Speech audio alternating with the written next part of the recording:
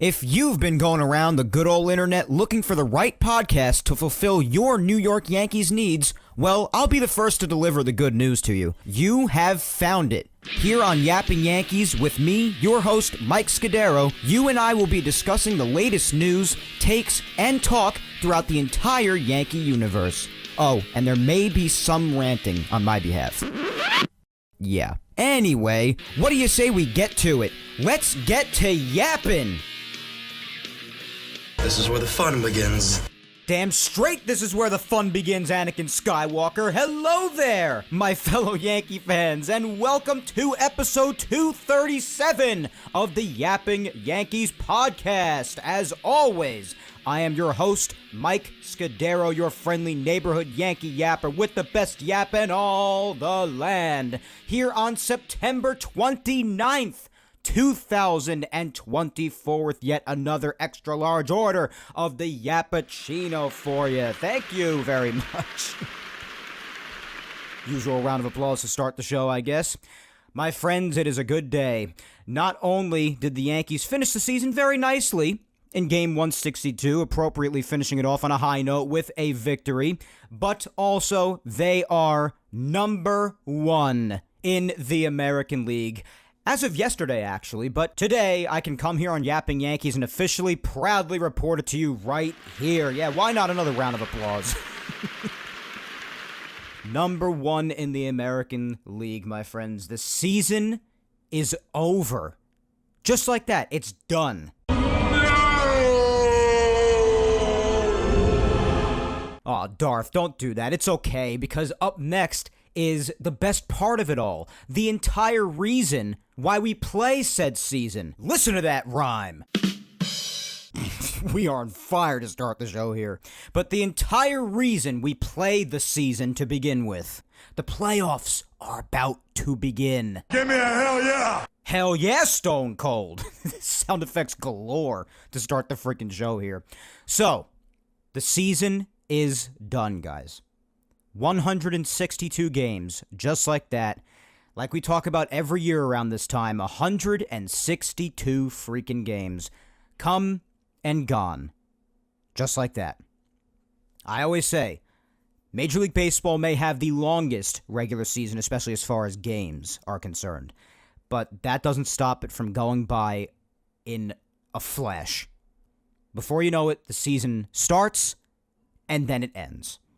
Unbelievable that we find ourselves here. It has been a hell of an adventure. This season, I think, was filled with probably the most turbulent, bipolar, unpredictable gameplay that we have seen from the Yankees in some time. My gosh. Quite similarly to 2022 in the sense that the first half was absolutely crazy, then the second half there was a collapse and they went into the playoffs. They did make it to the CS, but with a bad ending, and they did manage to win 99 games that year, different win total than this year's, but I do feel like this year's team is better constructed and in an overall better place, so that's definitely different. Then in 2023, they actually started out the year fairly decently after the first month or two, about 10 games over 500. But then, obviously, we all know that it remarkably collapsed after that, and they just never found themselves back, ultimately winning just in the low 80s, 82 to be exact, a win total so low that they have not seen since the early 90s, 1992 to be exact. So last year was very difficult, praying for a comeback, well, difficult in the Yankees sense. Other teams would actually like to see their team finish just over 500. But these are the Yankees we're talking about here, held to a much higher standard, especially considering the construction of their team, the expectations, their payroll, so on and so forth. So we were all praying for 2024 to be at least somewhat of a comeback. First couple of months, remarkable. Then they start falling apart for a bit. We'll get to specific details in the season and its overall flow in just a second. But people were really just saying, oh my God, are they going to collapse like they did in 2022 and just have the putrid second half that they had? The collapse is happening even a little bit sooner than that. Or is it going to be like 2023 over again where the collapse happens and they just never even recover and barely even finish over 500 and even miss the playoffs for a second year in a row? Which hasn't happened since 2013, 2014. But no, eventually they turned things around come the second half and they managed to finish with a respectable 94 win total, which happens to be the best in the American League because, well, we were talking about for weeks and weeks and weeks throughout the season that there really isn't anybody full-on running away with just about anything this year. So that's the way it turned out, and winning 94 games was enough to seal up the American League. It's amazing when you look back on it and what it took some teams in prior years to secure the best record in the league. Some teams would be winning well over 100 games. Didn't happen this year. But as far as the Yankees season in particular, how did we get here specifically? Well, it was an interesting cycle, an interesting dynamic of ups and downs, sometimes very extreme on either end. If you want to go back to the very beginning and analyze things, well, if you remember, the season started off right away in Houston on the best of notes with the Yankees starting off with a 4-game sweep over there of their rivals for the better part of the last, I would say, 7 or so years, for the better part of it. So that was a terrific start right away with guys like Verdugo and Soto and just everybody starting off with just great first impressions, especially in their cases being here for the first time. And the Yankees just gelled together for an incredible opening weekend over there, the weekend of Easter. And that just really set the tone for what was the vast majority of the first half, guys. Because if you want to talk about the first near 80 games, the Yankees were 50-22, if you recall. 50-22. Heading into Saturday, June 15th in Boston, after they started off that series with a win on that Friday. Holy crap! Holy crap is correct indeed, Frank Barone. 50-22 through their first 72 games. So that's damn near exactly halfway through the year being that amazing. So they were in a very good place near the halfway point of the year. After that, unfortunately, and in some ways similarly to the either or both of the prior 2 seasons, the tailspin would begin at that point. They would go on to lose the following 2 games and thereby the series that weekend in Boston, and wouldn't win another series even until that 3-game set in Baltimore in which they lost that terrible final 3rd game heading into the All-Star break. So even then, when they finally win another series, they end it on a crappy note, huge crap note, heading into the All-Star break. So from about June 15th all the way until the All-Star break, spanning for about a month, the Yankees were playing miserable baseball. At one point, from the end of April, that last series in April, all the way to the middle of June, beginning mid-June, the Yankees didn't even lose a single series until the Dodgers series in early June. That's it. And now, as of that Boston series in mid-June, they didn't win a single series until mid-July. So they went about a month or so, a little bit more than a month, without losing a series, and they went about a month or so without winning a series. So you want to talk about the extremes of both sides, like we were talking about. So that tailspin hit full force from mid-June up until around that All-Star break, where even though they won that series in Baltimore, it ended terribly. After that, the All-Star break passes, and you have all Yankee fans, including myself, on our knees here, begging for the Yankees to come out of the break looking at least a little better. Unfortunately, that would not come to be. The tailspin would continue until things started to turn a tad bit in the final days of July with a good series in Boston in contrast to the prior one, and a terrific series in Philly. Now, the Phillies had been the best team in baseball at that point, but they had hit a snag in their gameplay around that time period in late-ish July, and the Yankees caught them in that perfect time in Philly when they were just playing terribly, and they also, interestingly enough, had been playing great at home, which made it even more interesting because the Yankees and the Phillies were actually completely flipped around, the opposite of each other, despite hugging each other for the best records in baseball. The Yankees were really good away and crappy at home. The Phillies were crappy away and great at home, but they were just playing overall crappy. So the Yankees caught them at a very good time there and managed to sweep them in Philadelphia.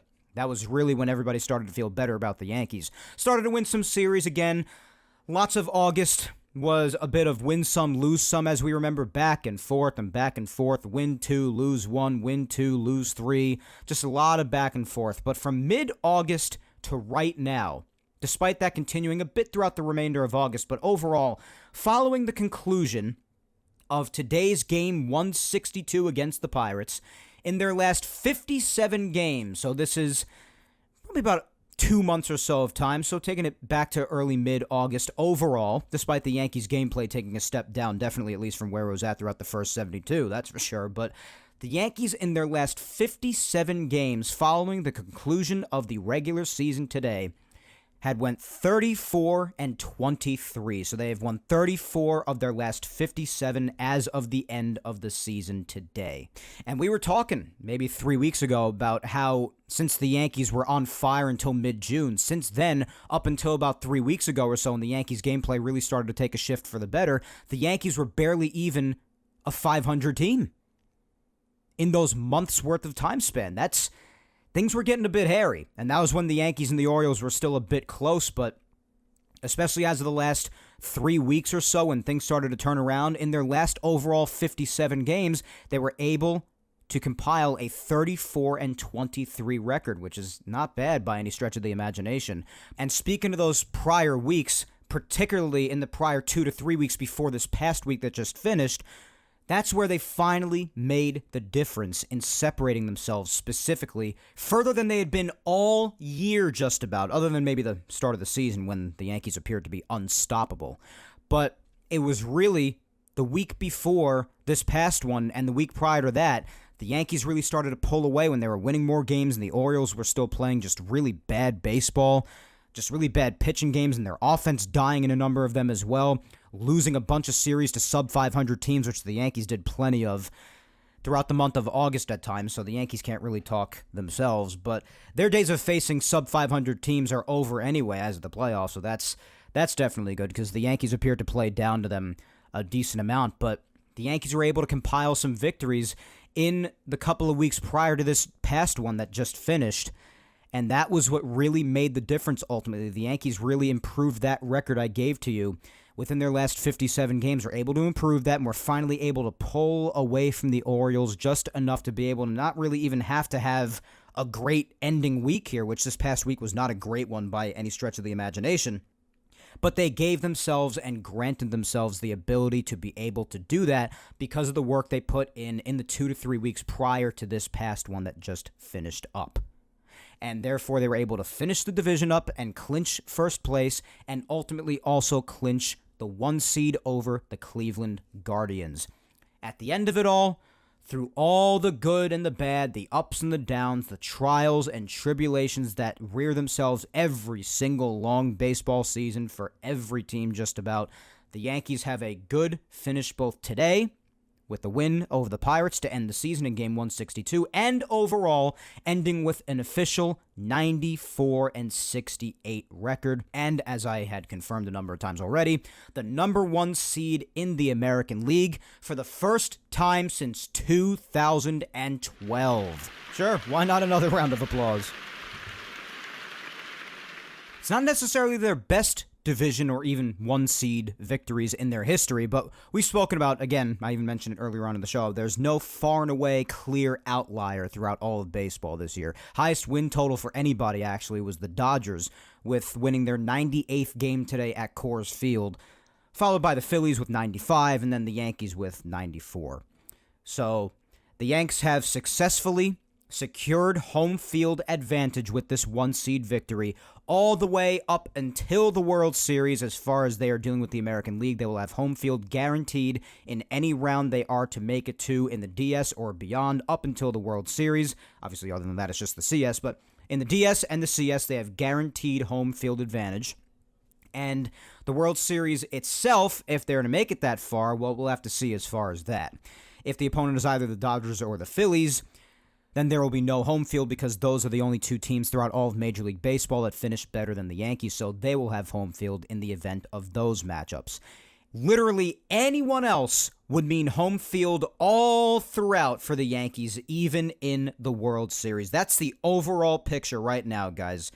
Now, specifically, if you want to talk about individual performances on the team, how did everybody end off on the Yankees.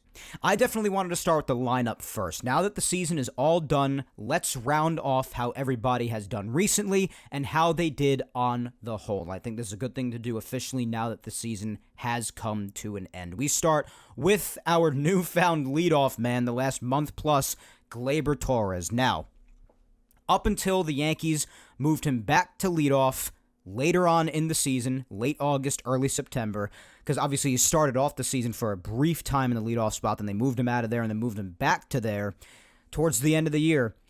His season was the definition of a tragedy up until they moved him back to the leadoff spot. His season was terrible. He was batting towards the lower 200s. There was little to no pop at all. He really wasn't driving anybody in. Dumb mistakes in the field continued. Base running mistakes continued, or even worsened, some might say. And it was quite literally the definition of how to not perform in a contract year. The definition of how not to do that. And it was really annoying to watch. Now, I was very pleased with Gleyber Torres with how he did in 2023 because it was really the first full great season he had since, 2019. People will mention 2022, but people will forget that in August and much of the second part of the season, the second half, he really fell off badly. So it really wasn't even a full, sustained season. Now, people will say 2023, well, who cares? The Yankees stunk. But that doesn't change the fact that it was still his first full, real good, consistent season since 2019. 2020 with the COVID season, he was a disaster. 2021 was the shortstop trials that ended up being a mess. Not good at all in any way. Second consecutive mess of a season. 2022, well, like I said before, started off very well for the first few months, then it just fell off hard towards the end. 2023, nice bounce back for him. Had me feeling great coming into 2024, especially considering I was saying, well, he's probably going to be very motivated because it's a contract year, and he's looking to get as much money for himself as possible. Really, it said how much he wanted to dedicate himself to staying with the Yankees for the rest of his career. Then up until mid to late August, it was nothing but a disaster. In June, I officially declared that I wanted this man off the team.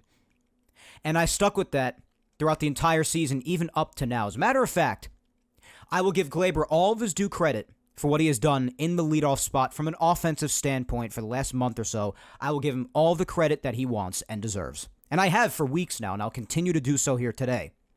Even if the Yankees go on to win the World Series, just because of how Gleyber is as a player more often than not, and some people will disagree with this, and that's fine, but I do know the kind of player that Gleyber is overall for the better part of the last 5 years.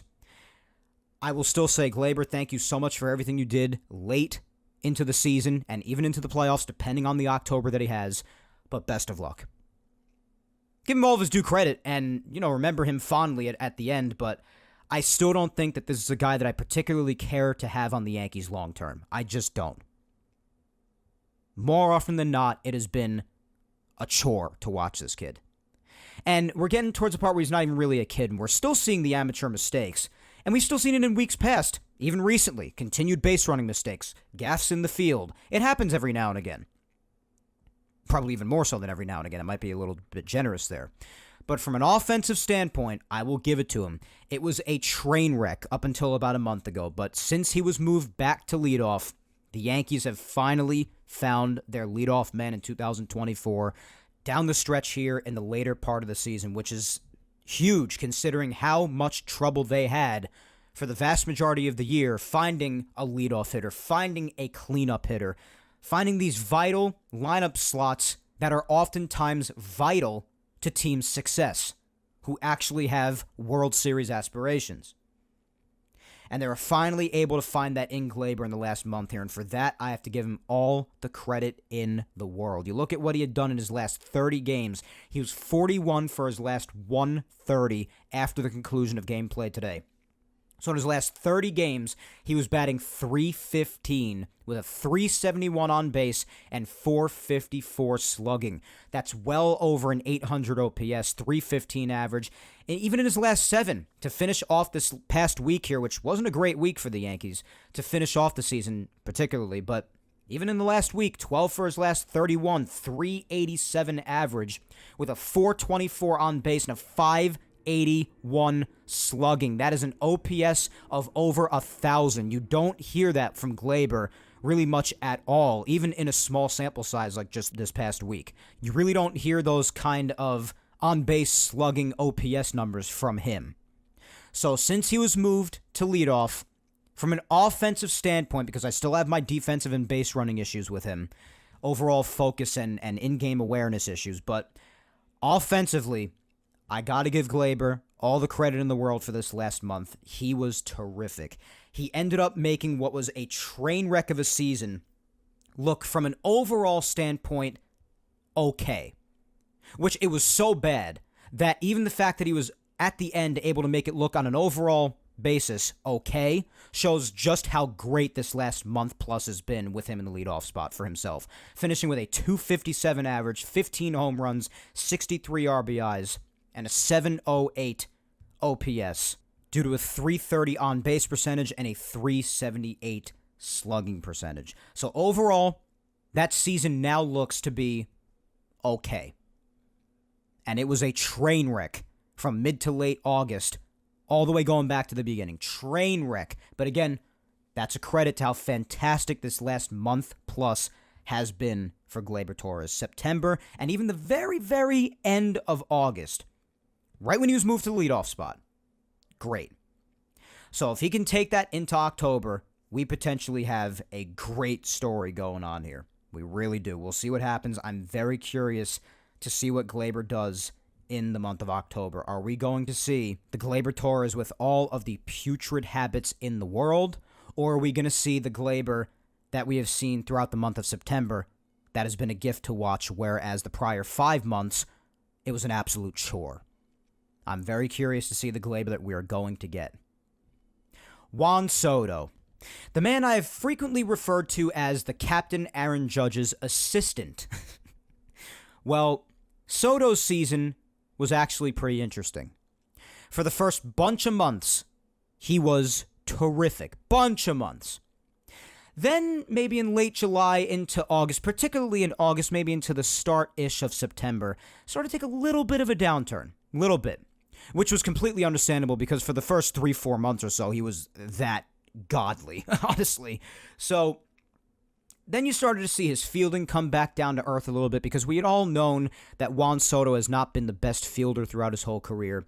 And he had been mostly solid throughout the first bunch of months with the Yankees. But then in the last month to a month and a half, you saw some examples of what people were talking about prior in Juan Soto's career when he didn't have the best glove necessarily. But he's somewhat corrected that of late. I mean, in the last week or two, he had another really bad play out in right field, just dropped the fly ball, just didn't catch it. But the interesting thing was that you saw a little bit of a downturn in his offense, too, about a month and a half ago. Fortunately, as of late, that has turned around again a bit here. Even in his last couple of weeks, in his last 15 games, his batting average is back up to 280 in that time. This past week, he batted 296, 8 for his last 27. Overall, with it all said and done, Soto, both in the field and at the plate, I would say on an overall basis in the field, he was good. He had his times where he looked terrific against what everybody expected.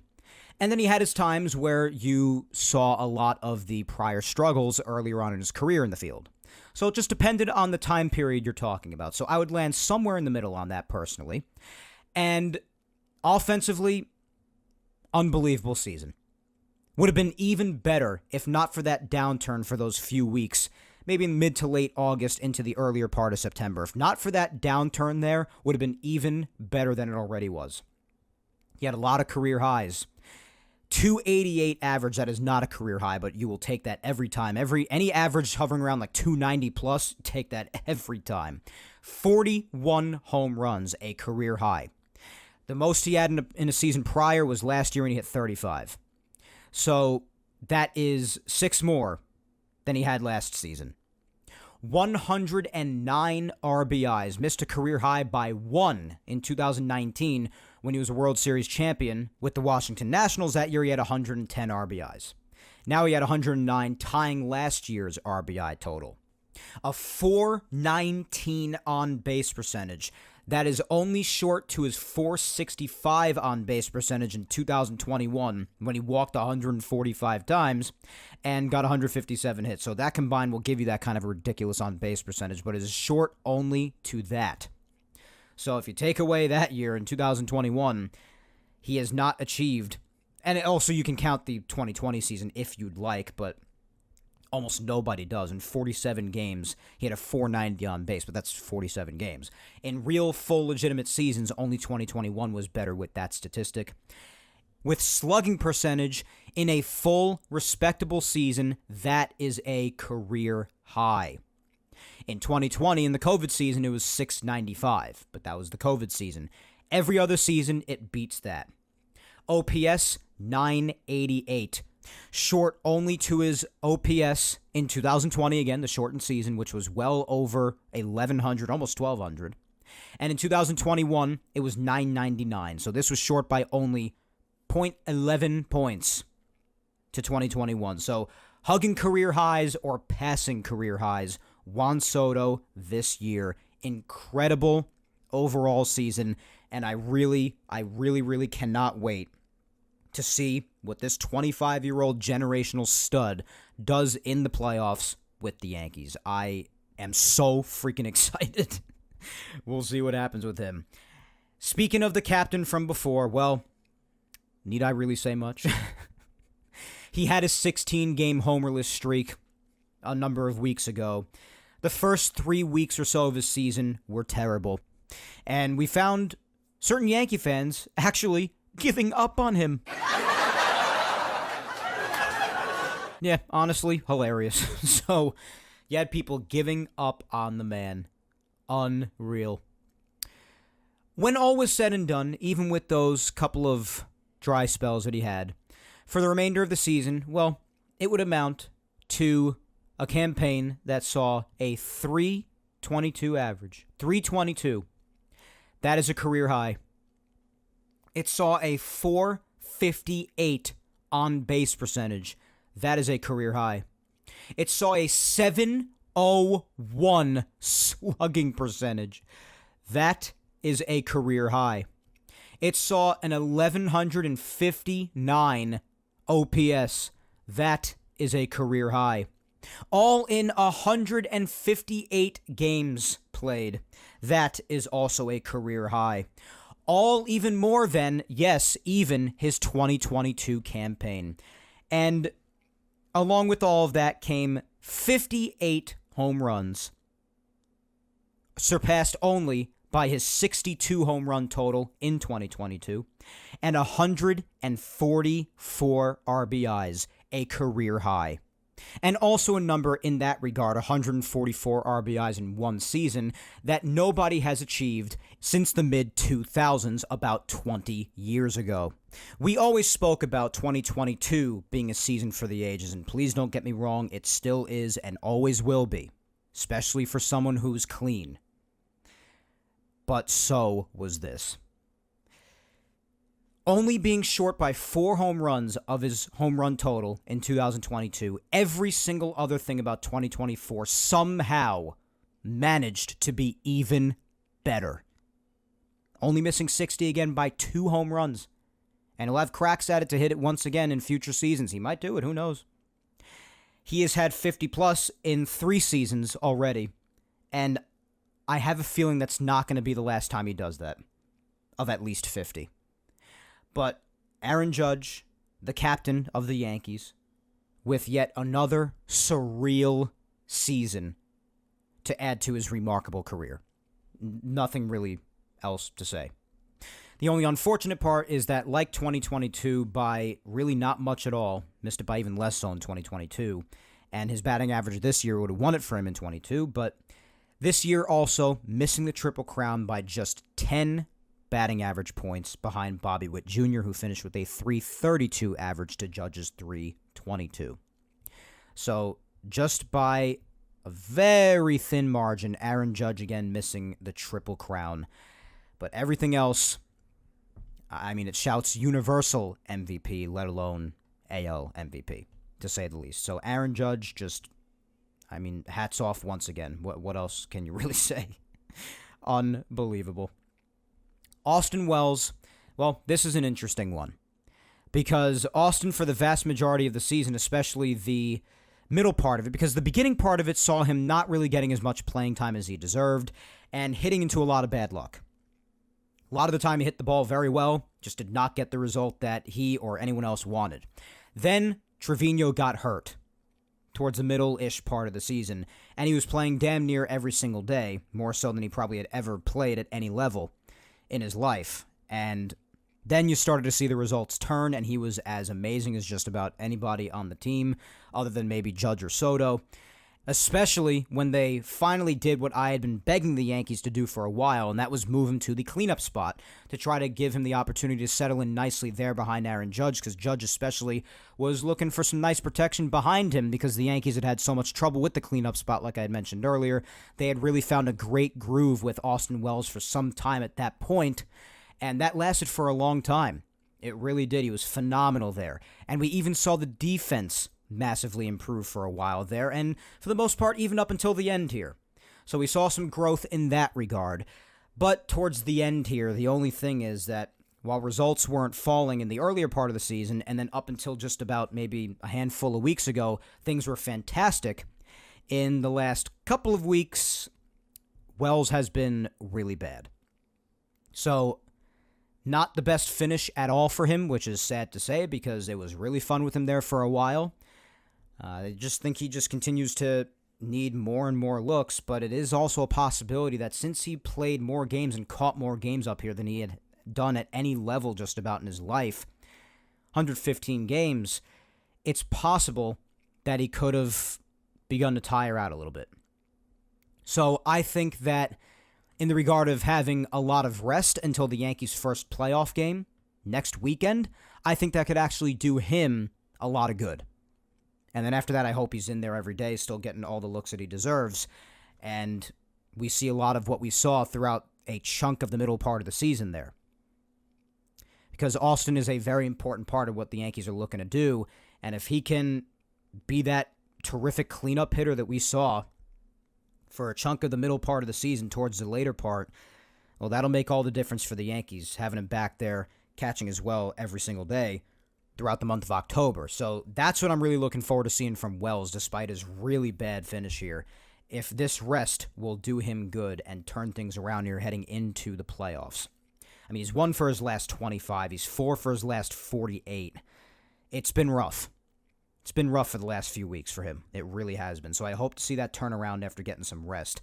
Giancarlo, well, this is certainly interesting. The man was having a solid season up until his injury around the mid part of the season. He was having a really nice go at it. He really was. And then when he first came off the injured list, when the Yankees were in Philly around that time, he was okay coming off of it, and then we got a lot of what the usual streaky Stanton pertains. We saw a lot of that continued streakiness. But then, fortunately, in these last couple of weeks or so, he's been a little bit better again. The streakiness has continued, shown us flashes of power here and there, but it really just depends on the time period with him because that's Stanton. Awfully streaky, but he did finish off pretty decently here, and I am very interested to see what that does for his October because we all know the Superman that Giancarlo Stanton usually turns into in the month of October. And if he is that for the Yankees once again this year, where, like I said before, I feel like the overall Yankee roster in comparison to years like 2022, is in an overall better place, where in 2022 it felt like it was Judge and then everybody else.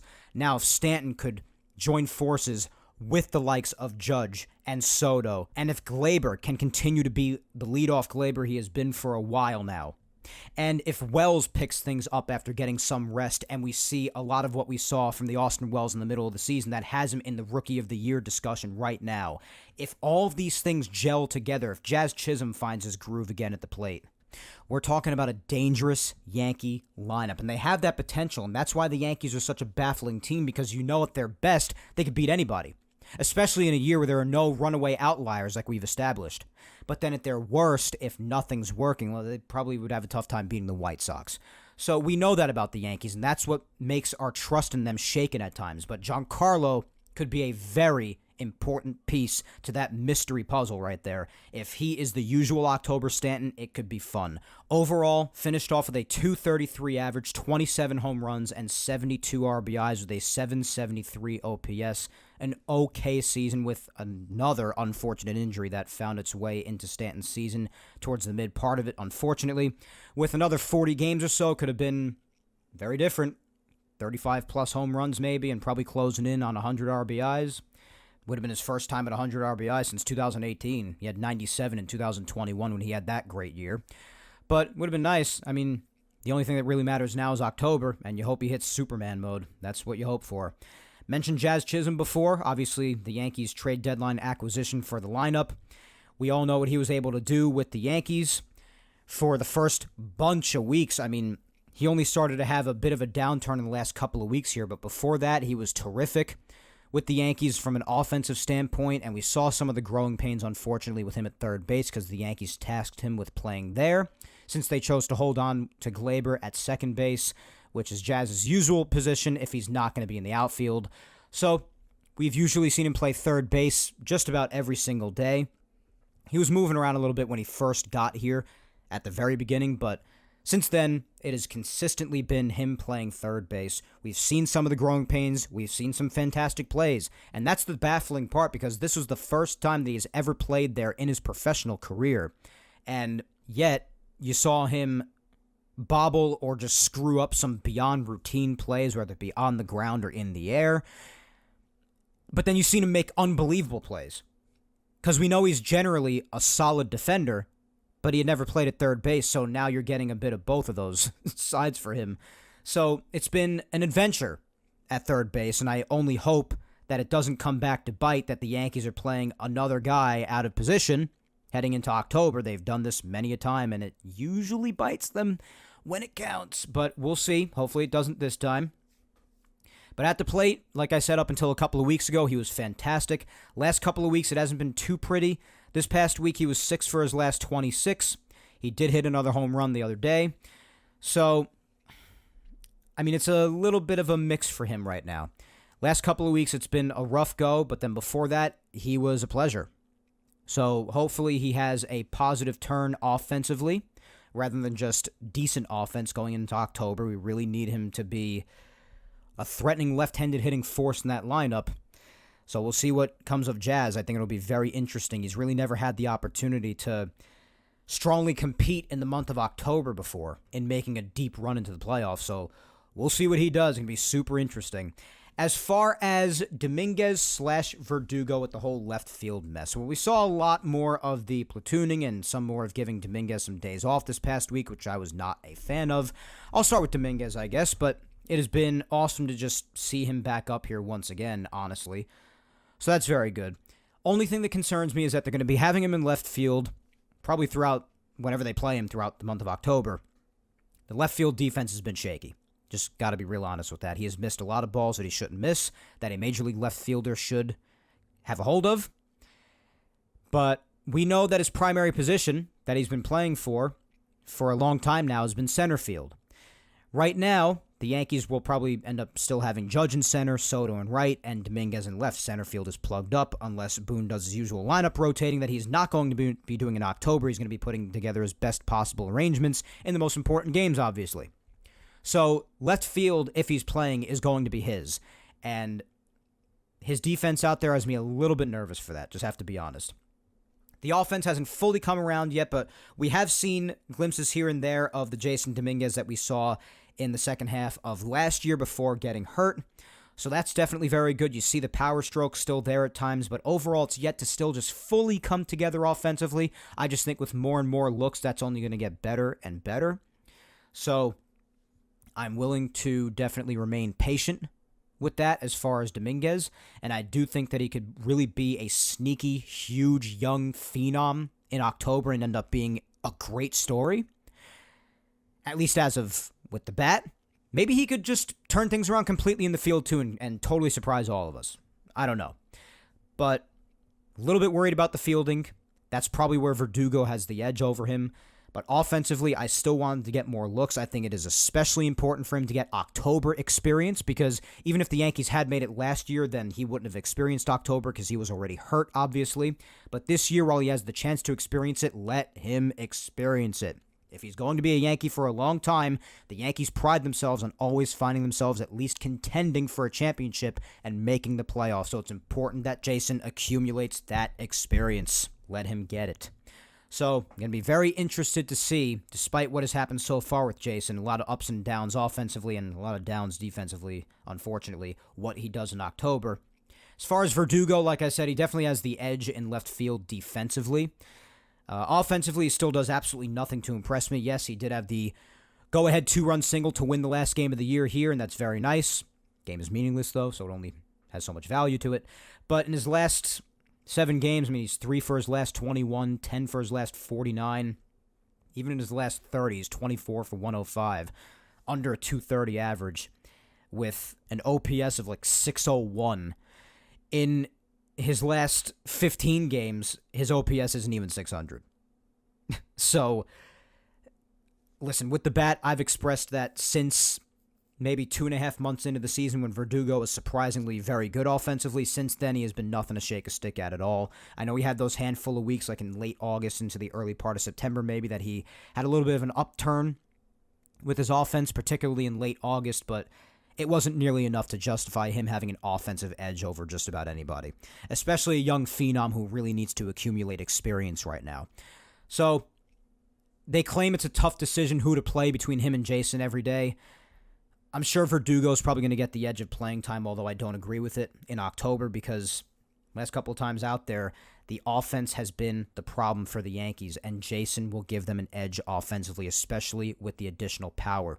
Verdugo just doesn't supply you with a lot of power at all. There's little to no pop for him. You hear those slugging numbers and the OPS. I mean, his slugging in the last 30 games is like 320. It's 324. There's nothing there.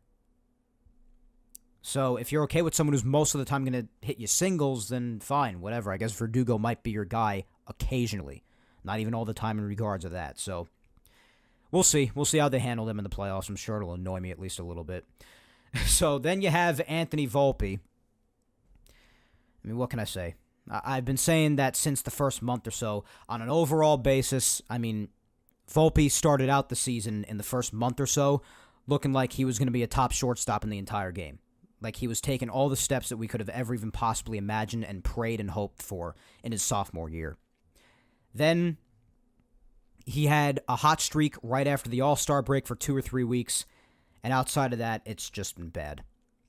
A lot of the bad that we saw at times in his rookie year, in some ways probably even worse. His overall season finishing with a 243 average, 12 home runs, which is much less power and pop than we got last year. So in his rookie year, that was even better, which is a little concerning, even though he's not primarily power. So not too concerning, but a little concerning. 60 RBIs, which is an exact match with last year. He had 60 RBIs last year as well. 293 on base, which is only 10 points higher than last year. 364 slug, which is 19 points lower than last year. And that's amounting to a 657 OPS, which is 9 points lower than last year. There are a lot of regards with Volpe here that he actually took steps down. Even if it's a little step down, it's a step down. And I don't like that. Don't like that. I know they say that a lot about sophomore years. Sometimes that happens, but I'm looking for growth here, not regression. With a young kid that was touted to be, I mean, God knows who. I know comparisons aren't fair. I know. But even just on an individual basis, from an offensive standpoint, it just has not been impressive for Volpe. Defensively, for the most part, yeah, you still have that great glove. Even though in some big spots throughout the season here, in some big moments, he was bobbling and screwing up some plays. But on an overall basis with the glove, you still have the solid shortstop glove, and that's a plus. But from an offensive standpoint, not pleased at all with Volpe. He was a 225 average in his last 30 games. In the last 15 games, last couple of weeks, 157. And this past week to finish off the season, he was 2 for 21. It's an average under 100. So if not for, one could argue, if not for his unbelievable tear throughout the first month of the season, and it did happen, so you can't take it away from his season. It's a part of his season, part of the story. But you take that away and just turn that maybe to an average first month, you're talking about either mirroring or being even decently worse than his rookie year. So from an offensive standpoint, outside of the first month, which is a long season, so the first month only holds so much value, I'm not pleased with Volpe. Not pleased at all. That's my overall analysis on him. Anthony Rizzo, well, there's a sad story about him as of yesterday that I'll talk about later in Yankees news, obviously, but on an overall basis, really screwed up season for him once again, which is sad to say.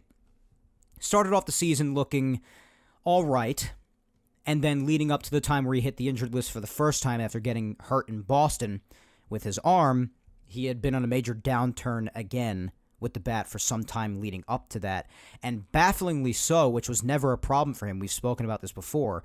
In the beginning of the season, his defense was bad, which, again, nobody ever saw from Rizzo before, so just baffled. Being concerned and wondering if there were maybe concussion difficulties left behind by 2023 that nobody was talking about. A lot of concerns.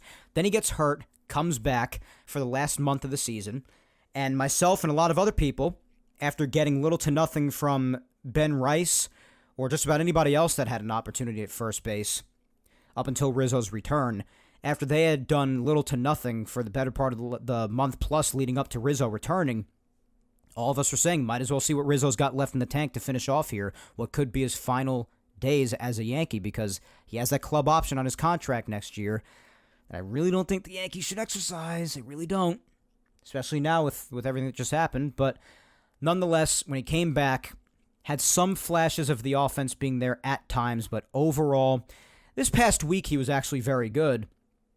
But overall, for the most part, since his return from the injured list, it was a lot of what we saw leading up to his first injury throughout the better part of his first half of the season. The offense just isn't there. This past week, again, good. 8 for his prior 22, 364 average. It was good. But he hadn't hit any home runs either since before his first injury. So the power just disappeared. The slug disappeared. And the offense, other than this past week since he returned, for the most part, has just not been there at all.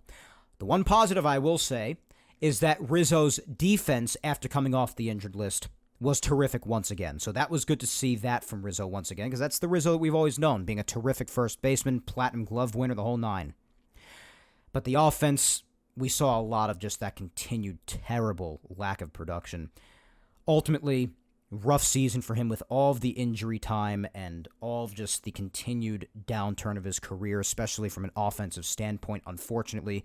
228 average, 8 home runs, 35 RBIs, OPS was 636. Really bad. So, and again, we'll get to more of him in Yankees news based off just what happened to him. DJ LeMahieu, I'm not going to get a chance to go through absolutely everybody that had playing time in the offense this year. I'll go through the big players that we all know of and some guys who had a significant sort of impact on the team at one point or another. But DJ LeMahieu, awful season. Vast majority of it spent hurt. And other than maybe that last game in the Philadelphia series and a couple of other games here and there, literally just that little, putrid season for him, ultimately just absolutely terrible. And a continued regression for him as well as he continues to age and with that contract just looking more and more awful. I mean, it's hard to really say much of anything else about DJ's 2024. Only played 67 games this year, 204 average, 527 OPS, 269 on base, 259 slugging, 2 homers, 26 RBIs. Terrible. Absolutely terrible.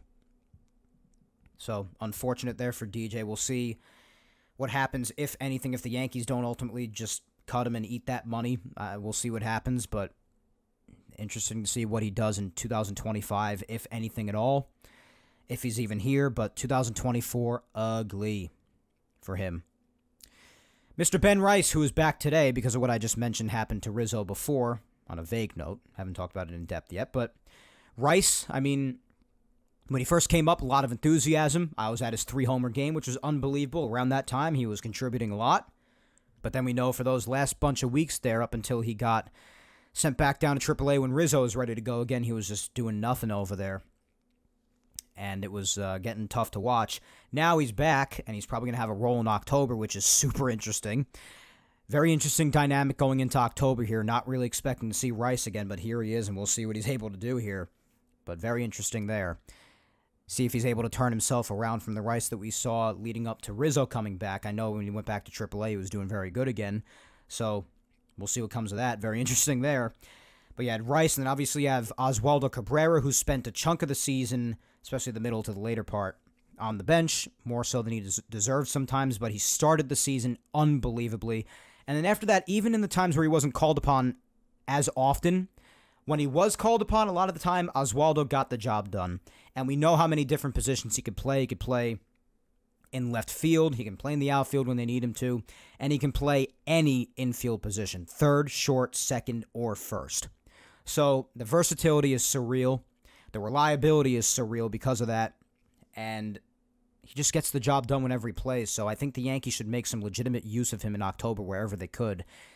On days where you're not feeling good about Rice, I mean, I think it's good for Oswaldo to get a lot of play potentially at first base with Rizzo gone now. I mean, I think that might be something that you should look into if you're the Yankees. We'll see what they end up doing. But Oswaldo, very attractive option there. And had himself what I consider to be a pretty solid year for whenever he was called upon, honestly. Trevino, I hate to say this, and I probably should have paired this earlier with Wells with him, but I really hope Trevino really doesn't get much of any looks at all in October. There are going to be a lot of off days in October, so I expect Wells to be out there a decent amount of the time. If Trevino is going to get any looks, I hope it's maybe a substitution. Maybe not even that. Maybe just once if Wells really needs rest at any point. But there's decent amounts of rest times throughout the playoffs usually, so I don't want to see Trevino out there. He's not going to give you anything offensively like he hadn't for most of the year. There was that spurt at the very beginning of the season when he gave you quite a bit. He was looking really good, actually. But then it shortly died out right after that, and then he got hurt, and then since he's come back, he's done nothing with the bat whatsoever. Behind the plate, the glove is still there decently, and the framing is definitely still there, but he can't throw anybody out in the bases. He actually did throw somebody out on the bases just the other day, but it was like one of the only ones throughout the entire season, if not the only one, literally. And I just don't want him getting any looks out there. It's got to belong to Wells. It has to. Unless an extreme situation calls for it, I would not like for Trevino to be out there. I value his defense. I value the framing, but if you take those away, you got little to nothing at all from him. So that's Trevino pretty much finishing off the .215 average, 8 home runs, 28 RBIs. Not really known primarily for his offense throughout most of his career, so it is what it is. But I hope to see Wells basically all the time. And you have the rest of your backup options. You have Birdie for another versatile option there. Can put together some good at-bats and get some good results at times and plays multiple infield positions himself. You have Trent Grisham, who's another option in the outfield. Trent had himself a really good day today for game 162. He's a very good glove out in the outfield, so definitely could be a valuable late-game substitution in the playoffs when you want to lock down your defense in the outfield. And with the bat, he has those strange occasional clutch moments and power flashes. He's an interesting player, Trent. More often than not, obviously, he's not great, to say the least, but he has those interesting spurts in him where he shows, like, good potential. It's really weird. He's an interesting player. I like Trent. So that's really the offense as a whole, guys. Spent a chunk of time on that. When you look at the starting rotation, there's a lot to talk about here. We'll start with the ace himself. Obviously missed the first half of the year. When he came back, there was some adjusting. Had to get his velocity and his control back. Had his variety of good and bad starts. Then, for a while, for a stretch of double-digit games, I mean, he had an ERA in the high ones. I mean, he was really, really good. Really locked it down. Then against Boston a couple of weeks ago, obviously he had that rough start. But then, again, since then, he's done very, very well. So in a really hectic, turbulent season for Cole, much like the Yankees overall and the lineup that we just went over, I mean, ultimately finished strong and Finished with an 8-5 record, 3.41 ERA. All of that in 17 games, just about half a year. 95 innings pitched, 99 strikeouts, a whip of 113. And we'll see what Cole does in October. That's really his time to shine. That's why the Yankees really have him at the end of the day, is to lead them in October. And it's just good to have him healthy. And with his arm looking good, for the vast majority of the time in his last, I would say, dozen starts, it has been real solid with him. So that's very encouraging going into October, where he really only had to pitch about half the season. So you're feeling optimistic on that front, thinking that his arm is probably pretty fresh. And that's a really big plus here, if you think about it, honestly. So you have Cole, then you have Rodon, who's probably going to be the number 2. Rodon had a very interesting hit and miss season. I say hit and miss because throughout the first 2 months, up until that start in Boston, he was fantastic. He was everything that the Yankees signed and hoped for almost 2 calendar years ago. Then mid-June came. He had that start in Boston that was a disaster, and he had multiple starts in a row where he was one of the worst pitchers I ever saw. So you're talking about the epitome of the extreme of one side to the extreme of the other. He was the epitome of this. After he straightened that out a little bit, you saw a lot of back and forth. But then in the last month or so here, Rodon's actually been much better. As a matter of fact, in the month of September, his ERA was 2.20. So it was definitely a lot better. So you like to see him finishing off on that note. Finishing off in a good note against the Pirates as well. And so that's encouraging. A lot of greatness at the beginning, ugliness in the middle there. So-so in August, and then really bringing it home in September, amounting to a 16-9 record, solid record, 16 wins. He ended up finishing under a 4 ERA, 3.96. Could be better, obviously, but that's mainly thanks to that middle part of the season there. Really screwed him over. If not for that, man, this would have been a fantastic year overall. I mean, his ERA would have been in the low 3s and really would have hammered my prediction out of the park. My preseason prediction for him was 15 or more wins with an ERA under 3.15. And the middle part of that season just screwed that up. But 3.96 ERA and 175 innings pitched, 195 strikeouts. So on an overall basis, I would say decent season. Could have been a better ERA for sure. But it was really that middle part of that season, man. That middle part was really the only bad part for that month or so. About 1 month of just truly brutal pitching. Outside of that, solid season, man. If you take away that month. And again, you can't. It's part of the season, but it's the truth.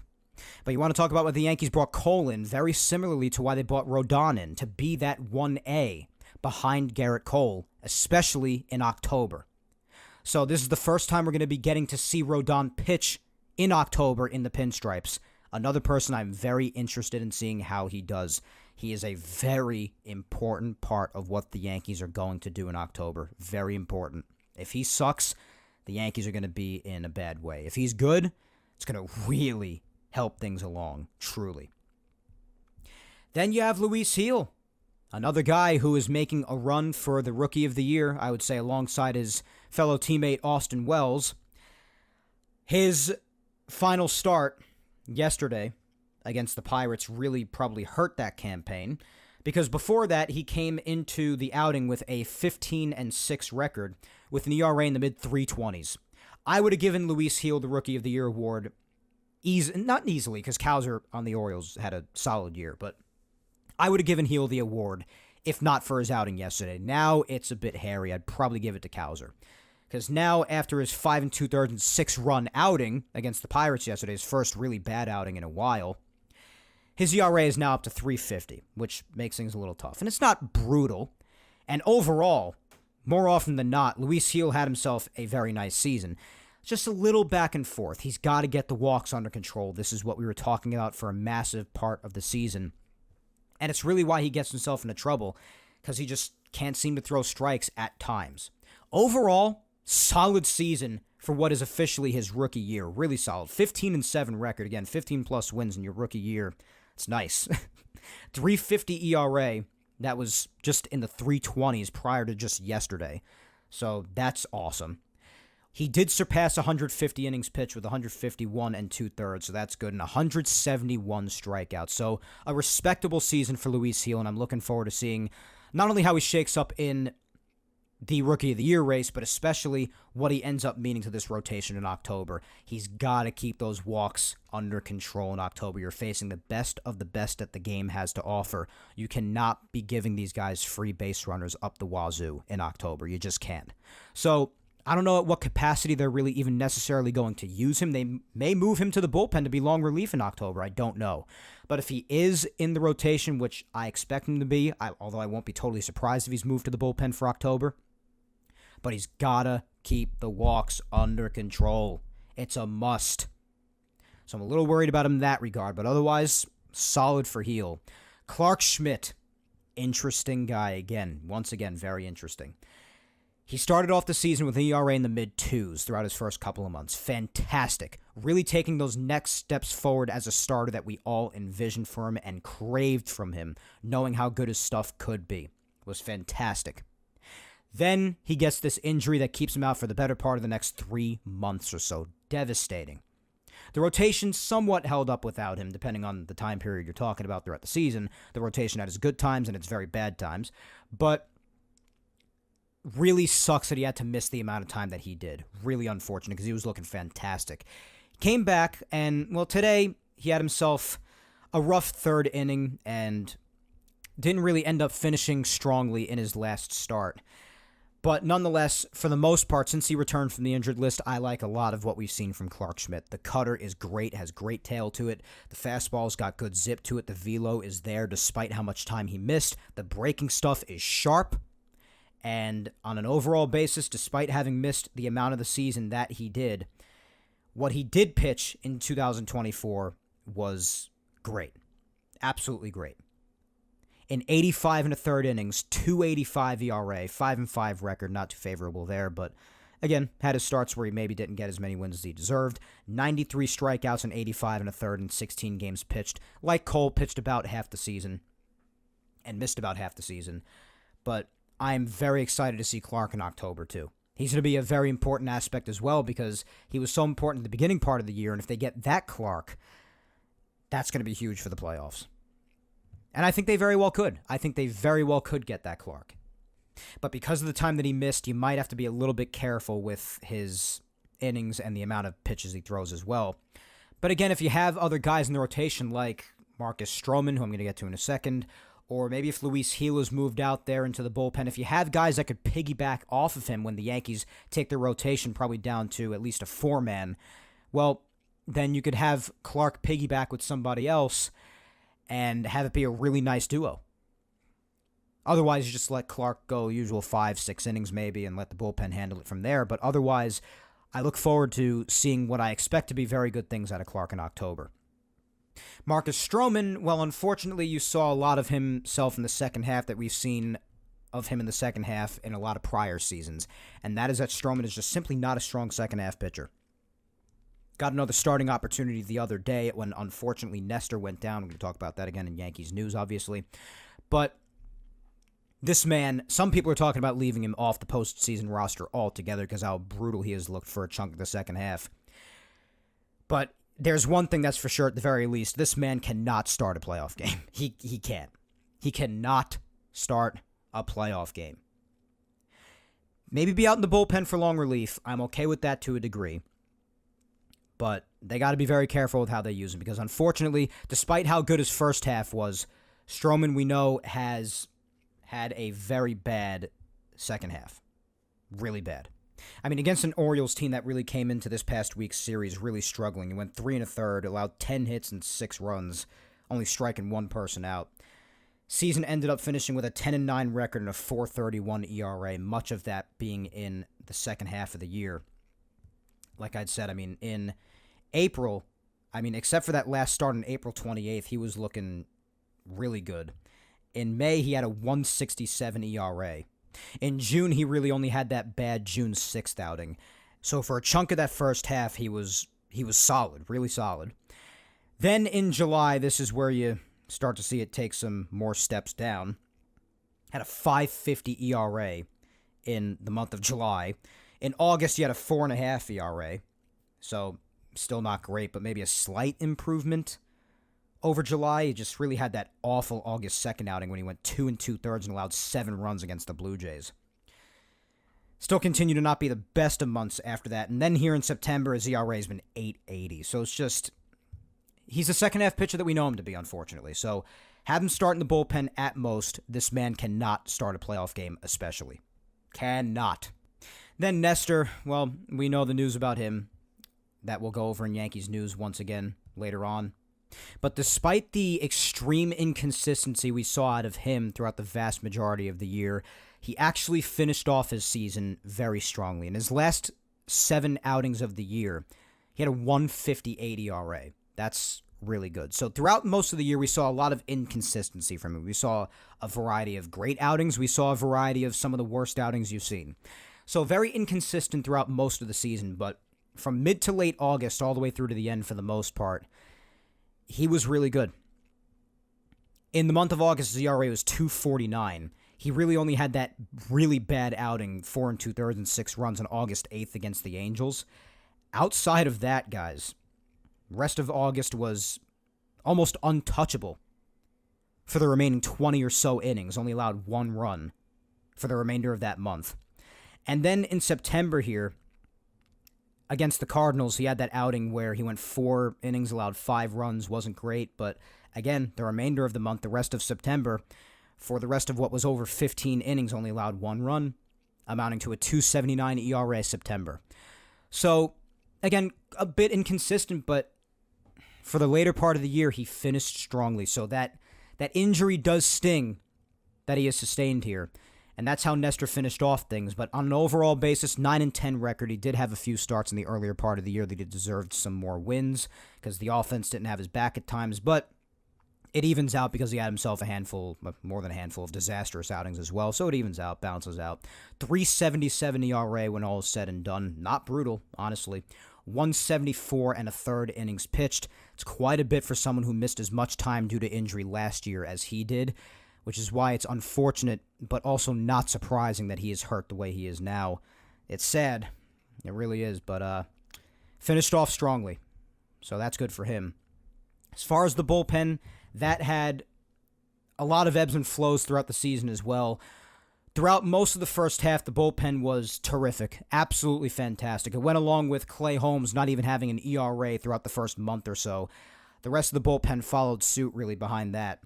Definitely had its fair share of injury time as well. Ian Hamilton missed a ton of time this year.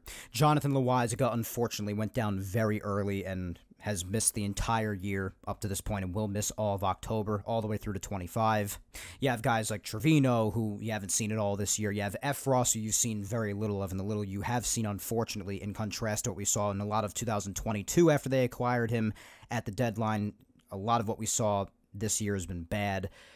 We know how putrid Clay Holmes has been for the vast majority of the season outside of the first month and a half or so, how many games he has blown, how much pain and suffering he has given us.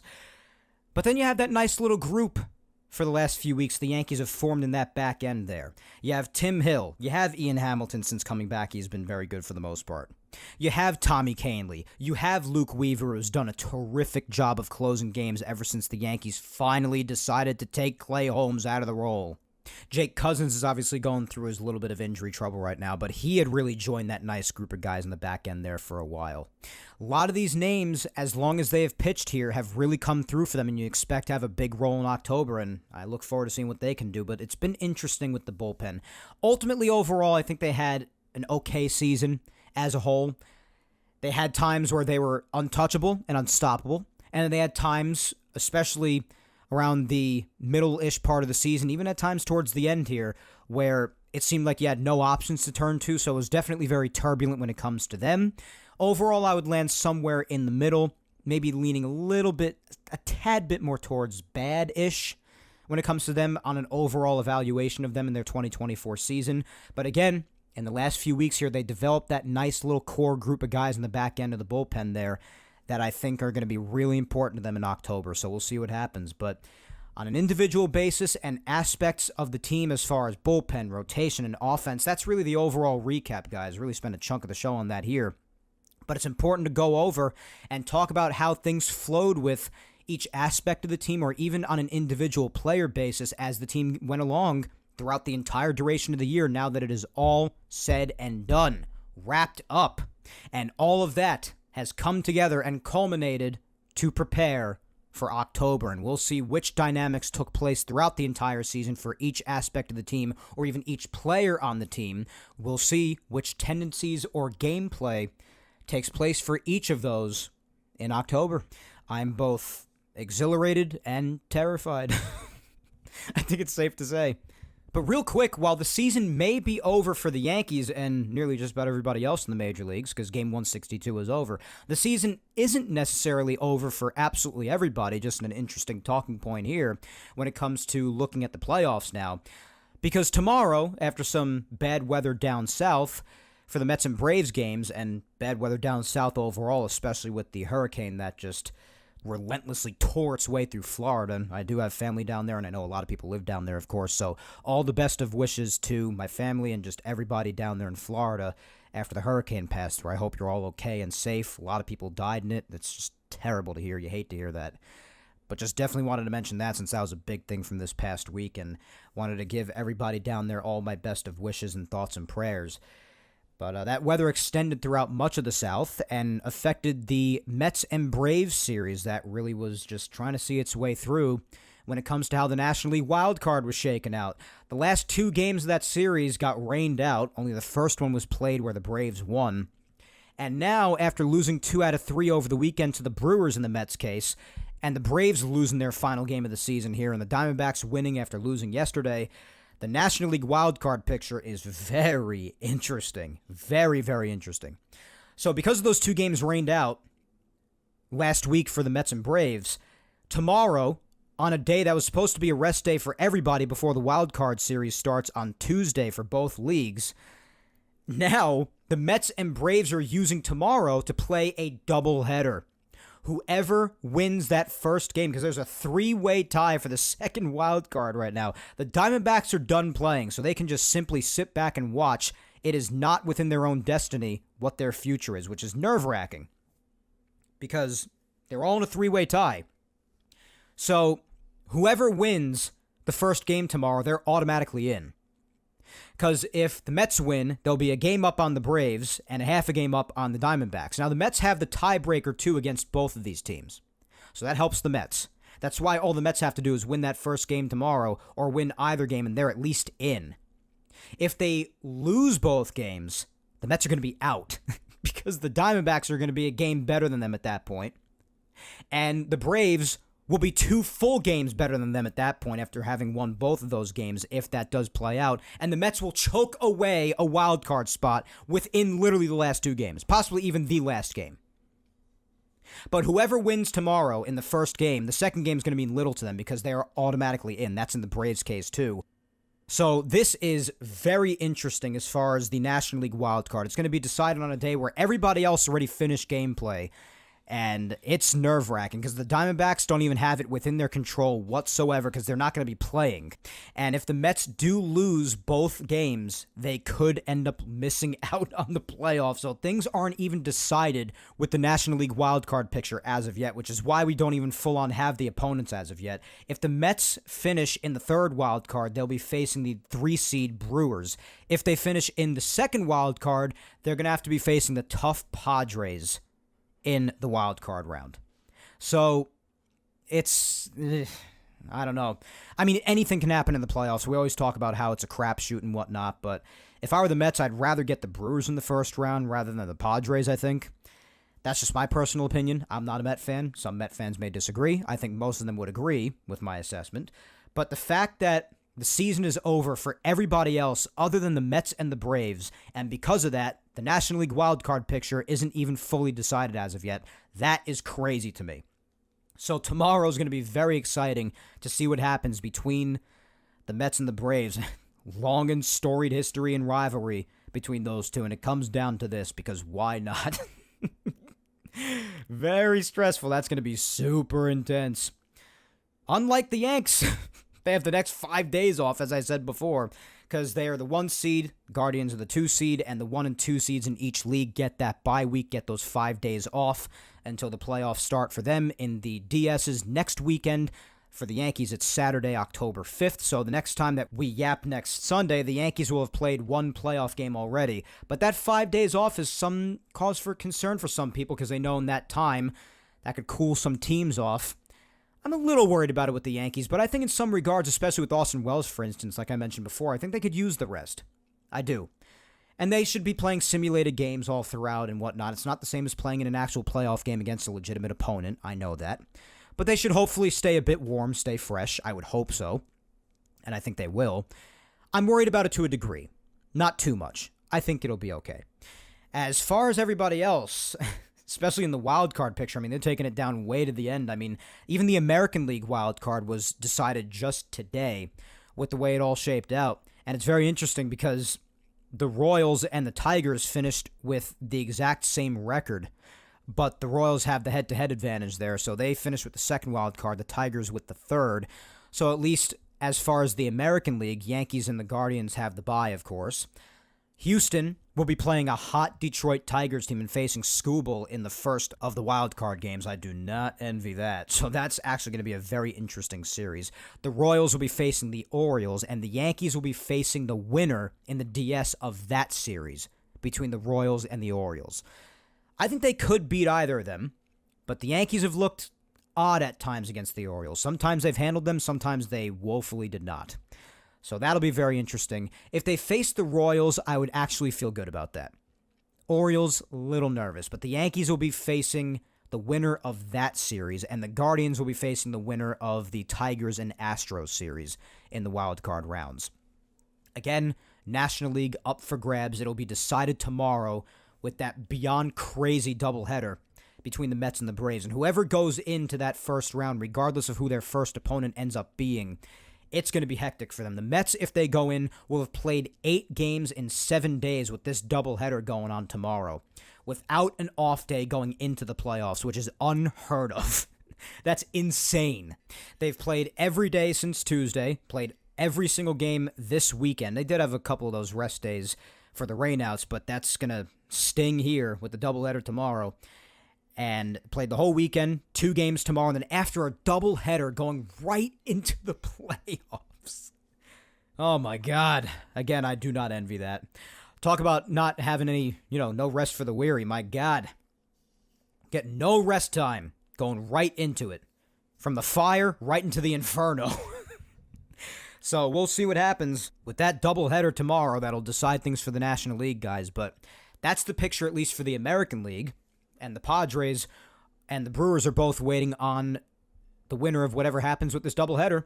Could be either of those two, or depending on how it turns out, it could be the Braves and Mets or the Diamondbacks. We'll have to see how it turns out. Crazy. I really don't remember it ever ending really like this. This is hectic as hell. Wow. So that's going to turn out the way it'll turn out. And then the wild card series will, at the latest, be wrapped up as of Thursday because there are no days off in between any of those games because the home team for those games has home field advantage for all of the games. So if it's to go the full 3 for each of those series, best of 3, it's all at one stadium, so no days off, just a 3-game set straight through, if necessary. If you win the first 2 in a row, then it's done. But it'll all be decided at latest Thursday. Friday will be an off day for everybody, unless, whatever happens, rain out, whatever. Then Saturday the 5th, that's when the DSs begin for both sides. Sunday, when we talk again, it'll only be the National League playing in the DS for their second games, but everybody will be playing on Saturday the 5th, Yankees included, waiting for the winner between the Orioles and the Royals. So that's the overall picture as of right now, guys. I think we have flushed just about everything out.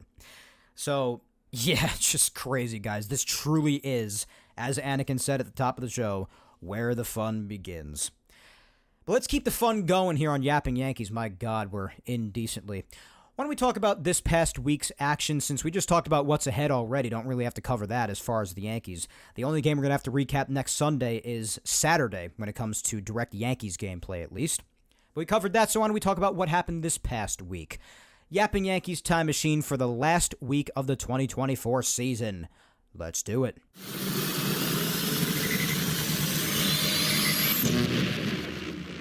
Alrighty then. So, the Yankees started the week obviously having an off day on Monday. Tuesday, they welcomed the Orioles to town. Now, all they had to do in this instance to clinch the East, as we talked about, was win one little game. This took until Thursday to do. Tuesday was highly frustrating. Wednesday was between highly frustrating and extremely embarrassing. And then Thursday was when we had some fun. But Tuesday we started out, Schmidt started this game. Didn't have the best of starts, but didn't have the worst of starts either. 5 1/3, 3 runs, 1 walk, 4 hits, and 7 strikeouts. Definitely could have afforded to have a little bit more offensive help to back him up. But he did not. So that's the way it went there. So 3 runs out of him. Tim Meza, I do not quite understand what he was doing in a 2-run game at the time, but he gave up a run himself. So did Ian Hamilton when he came in. That's unfortunate. But outside of that, Leiter Jr. and Canely pitched shutout. Can't believe that in Leiter Jr.'s case. But otherwise, all the work that the offense did this night was down 2-0. Aaron Judge hit his 56th home run of the year. That was his 3rd home run in as many games, obviously. Then the Orioles added on a couple more runs after that to make it 4-1, at which point Gleyber Torres had an RBI ground rule double, driving Rizzo home, making it 4-2. And then Juan Soto hit a screaming line drive to right field in an attempt to tie the game. First run came home in Verdugo, and then Gleyber was running home. This is the instance I was talking about when it comes to his continued nonsensical base running that we've been talking forever about.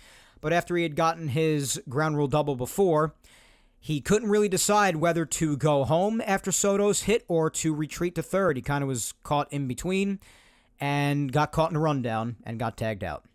So he could have been the tying run. Didn't really even know what to do in that instance. Ended up getting tagged out, and the Yankees had to settle for being down by a run, in which Colton Cowser would add on one more in the top of the 8th right after that, unfortunately make it 5-3, and the Yankees couldn't mount a comeback. They would have to wait another night to pop the bubbles. Wednesday, this was when Nestor's injury was unfortunately announced, that we'll talk a little bit more about in news after this. But he had to have someone start for him, obviously. I'm not really sure why the man wasn't Cody Poteet, since he had been called up at this point, and he said that he was going to be used as a potential depth piece for the rotation later on if they needed him. Yet they took Stroman out of the bullpen and started him. I didn't feel good about this from jump, and I was unfortunately highly correct. 3 1/3, 6 runs allowed, 10 hits. Yeah. Disaster by Marcus Stroman. The Yankees were out of this game before they even knew it. Before the Orioles managed to score 7 runs, or 8 runs by the time the 5th inning was done with, the Yankees in that time, by the time the top of the 5th was over, only managed to score a run on a Volpe RBI single. By the time the bottom of the 5th came around, they were down 8-1. At which point Soto added a couple more on his 41st and final home run of the year, 2-run shot driving Rizzo home, made it 8-3. Orioles tacked on another in the top of the 8th, made it 9-3. And then the Yankees mounted what was potentially a very interesting 9th inning comeback, down by freaking 6 runs. Soto got an RBI single, and then Aaron Judge hit a towering 3-run shot for his 57th home run of the year, 4th home run in as many games, so another home run tear definitely for Judge in this time span. That made it 9-7.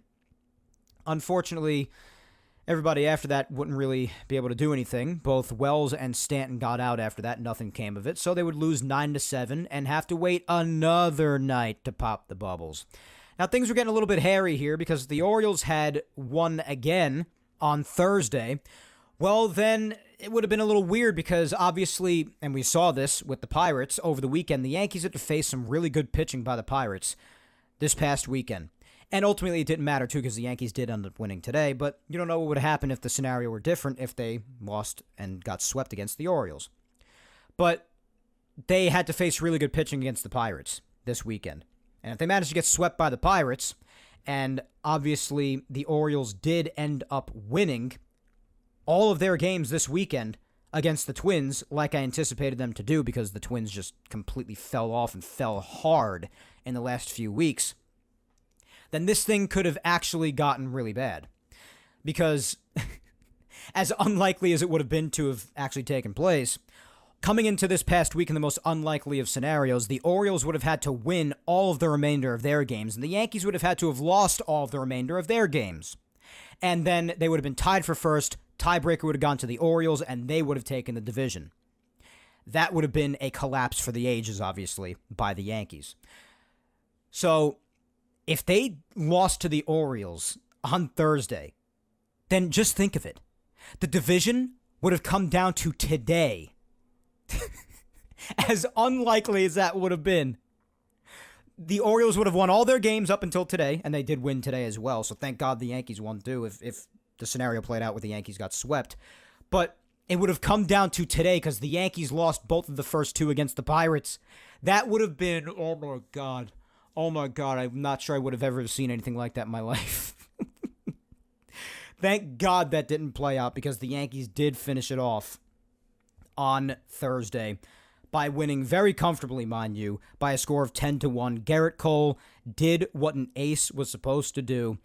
6 2/3, only allowing 2 hits and 1 walk the entire start. Shutout, 5 strikeouts, finishing his season strong, getting his aura back with the Yankees that we all wanted him to rediscover after that awful Boston start and beta inning against Rafael Devers. Now, Garrett Cole has rediscovered himself. Listen, I said even that day that I still loved Cole and I was convinced he was going to bounce right back after that, and he did. But it was still good to just see him be as in control as he was in this outing. He was terrific, and the offense more than did their job. Bottom of the second, Giancarlo Stanton hit his 27th and final home run of 2024. Off of Corbin Burns, no less, and that was what made this really nerve-wracking because the Yankees were facing Corbin Burns in this last game. They very well could have gotten swept and really had it come down to game 162, which would have been just, wow, generationally disastrous. But then in the bottom of the sixth, because it was 1-0 from the second all the way until the sixth inning when the Yankees finally exploded. It was very close, but Cole was keeping the Orioles off the board and just throwing up zeros. Gem innings. Austin Wells walked with the bases loaded. Giancarlo Stanton cleared the bases with a double after that. So 4 of the 5 runs to that point were from him. Anthony Rizzo got a 2-run single right after that to make it 7-0. And then, to give the Yankees 9 runs, I figured I'd get a clip of it because his remarkable season was capitalized in the end by this one last home run. The captain, for the 58th time, driving in his assistant Juan Soto, did this for the last time of the 2024 season. 1-0 to Judge. High fly ball, left field. Cows are back. He's on the track. See ya! Home run number 58. A towering drive. And the Yankees lead 9-0. At this point, and by the way, audio and courtesy of the S Network, but at this point we're thinking there are 3 games left still after this. Obviously, the Yankees would end up massively resting him as much as I would have liked to have seen him hit 60. I don't have a problem with them resting him at all. Played almost every game this season. And obviously with today's crappy weather conditions, even more so, I'm fine with it. But we were definitely thinking at this point, if he just hits 2 more in the next 3 days, he'll hit 60 again, son of a gun. Obviously he wouldn't, but what a way to finish off his homer campaign for 2024, man. Wow. And then in the bottom of the 8th, Alex Verdugo, coming in late in the game, would hit his 13th and final home run of the 2024 season. Solo shot to make it 10-0. And the final score, 10-1, resulted in the Yankees finally being able to do this. Go get up!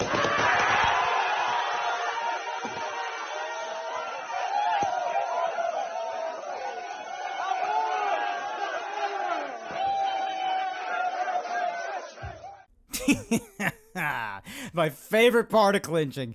Love that. They made it interesting, making it come down to the last game of the series when they had to face Corbin Burns, of all people. But they got it done. They clinched the East, had that fun that night, did lose the series, but it is what it is. And they got to have their fun and only have to worry about clinching the 1 seed in the American League, which they would get help with from the Astros, because the Astros, well, the Guardians and Astros were rained out today for the final game, so it turns out 2-game sweep. The Astros swept them because obviously the Yankees lost the first 2 games to the Pirates, and their magic number was just 1, so a Guardians loss last night would do it, and they did lose despite the Yankees losing. So that's still what got the job done. The Yankees did officially clinch the 1 seed last night because of that Guardians loss, like I said earlier on in the show. And at that point, that made today's game absolutely meaningless, obviously, but it's always still good to finish off the season on a high note. But as far as Friday, the Yankees did lose this one by a score of 4-2. Rodon finished off his season going 5 1/3, allowing just 2 runs, 4 hits. Did walk 4 guys, so he got a little bit of trouble with the walks, but 5 strikeouts. Otherwise, did his job as far as keeping them off the board. A little bit irritating because the Yankees had just given him a 2-0 lead, and then he just gave the 2 runs right back at the end of his outing in the top of the 6th, but it happens. It's whatever. And unfortunately, the Yankees couldn't score for the rest of the game after those first 2 runs that they scored on a Jazz Chisholm 2-run single. Offense was dead other than that. And at the end of the game, unfortunately, Canely gave up those 2 runs, that 2-run shot to Brian Reynolds, what was his second home run of the game at the time. Yankees lost 4-2. And then on Saturday, they lost 9-4. This was Luis Gil's ugly start that I mentioned before. And the Yankees just scored 1 run from the 5th to the 8th inning. 1 run each inning. Jazz hit his 24th and final home run of the year. Stanton drove home a run, grounding into a fielder's choice. Soto got an RBI single, and Jazz got an RBI double. It was actually 6-4, very close at the time, but then at the very end of the game, Will Warren, who was just called back up as a result of just some roster transactions we'll get to in a second, just made an absolute mess of things, took the game out of reach, lost 9-4. Today's game in Game 162, granted it was meaningless, but still, again, a good way to finish off the year. You had Clark Schmidt rounding off his 2024 season. 4 innings, 4 runs. Not the best of outings. Not a disaster, though. I mean, just too many walks, 4 walks, and the 3 hits. Just too much traffic on the bases, which led to damage being done. But the offense did just enough at the end to eke it out. They started off the game very good. Trent actually got the offense going, like I mentioned earlier, majorly to start with. He got the first 3 runs of the game, 2-run shot bottom of the first, and then a game-tying RBI single in the bottom of the 3rd. Stanton put them in the lead after grounding into a double play, driving home a run. And then it was 4-4 in the 8th inning. Verdugo got a 2-run single, like I said earlier as well, put them ahead 6-4. Yankees win Game 162. Granted, it was a meaningless game, but still won 6-4 to end 2024, again with their 94-68 record. And like I said earlier, the next time we will see the boys in the field is next Saturday the 5th, when they take on the winner of whoever wins that series between the Orioles and the Royals. So we'll only have 1 game to recap when we talk next Sunday. The recaps are going to get less as the playoffs go along, obviously, because there'll be more days off as well. Not quite as frequent as the regular season weekly recaps. They'll lessen, obviously, leading up to the offseason then, when there will be none. When games are done, whenever that may be, you hope that's as far down the line as possible for the Yankees, because we want them to go far, obviously, duh. So that's really all that's ahead, as far as looking ahead to the next week, guys. Next Saturday, when Game 1 of the DS is played at Yankee Stadium. That's it. We'll see what happens. That game will be all said and done when we talk again next Sunday. Before we get to social media, though, guys, let's just breeze through the couple of things that happened this past week as far as Yankees news is concerned. On Monday, it was announced that after DFAing him, Ron Marinaccio was actually claimed off of waivers by the White Sox. Poor guy. My God, of all teams to get claimed by. And I do think that there were, as I said last week, other guys who were more deserving of getting DFA'd than Marinaccio, so I feel bad, but he's gone. Leave him unprotected. That sort of thing happens. A DFA guy, there's always that risk. So he is a White Sox now. Tuesday, it was announced that Jake Cousins had his doctor's visit, and it was very encouraging. And he had planned to throw in a few days from them with the goal of being ready on October 5th. So far since then, he had tossed at Yankee Stadium on September 27th, a couple of days ago, and yesterday. Aaron Boone said that both tossing sessions went very well. He's scheduled to throw again tomorrow, and he'll be having a bullpen session on October 1st, and then potentially a live batting practice session on the 3rd, hopefully be ready by the 5th. That is what's to come with Jake Cousins, and you hope he's ready to go to add to that back end of the bullpen we were talking about earlier. So that's the latest on him. Nestor Cortez, this is the sad one. 15-day injured list, seemingly out of nowhere. He appeared to have been dealing with it for some time, they were saying, but it really didn't rear its ugly head until his prior outing. He is on the injured list, retro to the 22nd, with a left elbow flexor strain. Now, the flexor strains are usually pretty bad. They're not ruling him out for the entire postseason. They're saying he could possibly be back for the ALCS, at which I definitely wouldn't even start him in games. After an injury like that, I would definitely have him at least in the bullpen, if at all. But I would say that he's probably done. I would say that. Especially if the Yankees don't even make it to the CS, then he's definitely done. But tough break for Nestor, man. Again, he finished strong. This is not what you want to see. Like Girardi always said, it's not what you want, because it's not. This is a crappy injury to happen this late in the game, especially to this degree. So I wouldn't expect to see Nestor again. Flexor strains are nothing to play with, but that's the latest on him. We'll see if they could possibly get him back at any point, but I wouldn't hold my breath. As of this weekend, a few more just roster transactions. Leiter Jr. was placed on the paternity list, and Efros is brought back up in the meantime. Leiter is officially back as of today, though. He did return. Poteet was optioned back down to AAA, and Warren was recalled too in the meantime, unfortunately. Like I mentioned before, another brutal appearance yesterday. It's actually crazy how bad he is. It's crazy. I just only hope that growth happens for 2025 for him because, well, I'll leave it to Farouk, who says it best. Damn! Yup, damn. Because it is that bad with him. I just hope growth happens because 2024 ain't it for the kid. He's got nothing. I cannot believe that once upon a time, and I easily said it was heel, so I'm glad to have been able to say that, but I cannot believe it was actually a freaking debate once upon a time after spring training as to who should get that final rotation spot between Will Warren and Luis Heel. I cannot believe that was even a debate once upon a time, if you recall. But glad to say that I strongly chose Heel at that time, and I'm very proud of my decision, even in hindsight. Anyway, he was optioned back today, anyway, to AAA with Leiter Jr. returning off paternity. And this leads us to the final piece of the news for today.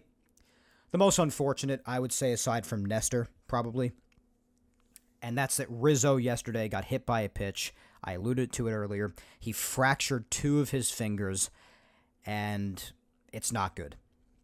He's not being, like Nestor, he's not being fully ruled out for the playoffs. I mean, maybe they'll go old school and just tape up his fingers and send him back out there. But again, another thing where I wouldn't hold my breath. And this is especially terrible because as bad as Rizzo has been with the bat for the most part for the last year and a half or two, and as much injury time as he has had, I mean, nobody wants anybody's time on any team, especially someone like Rizzo who's had a great career for himself, to end this way. And I would hate to see his Yankee tenure end like this. He's been here since they acquired him at the deadline in 21, and since his concussion in 23, it has been mostly rough with Rizzo. It really has been. But I still didn't want to see his time end like this. I still have a great respect for Rizzo and all he's accomplished throughout his career. I was overjoyed when they got him originally. I don't want this to be the last time we see him as a Yankee, getting hit on the hand and breaking 2 fingers. I don't want that to be it. It's sad. It sucks, man. It really, really sucks. But I don't think that he could play at his full capacity or even at his best as long as he has 2 broken fingers. His offense outside of this past week really wasn't much to speak of anyway. You extremely value the first base defense, especially with the way that this infield throws the ball sometimes, that's for sure.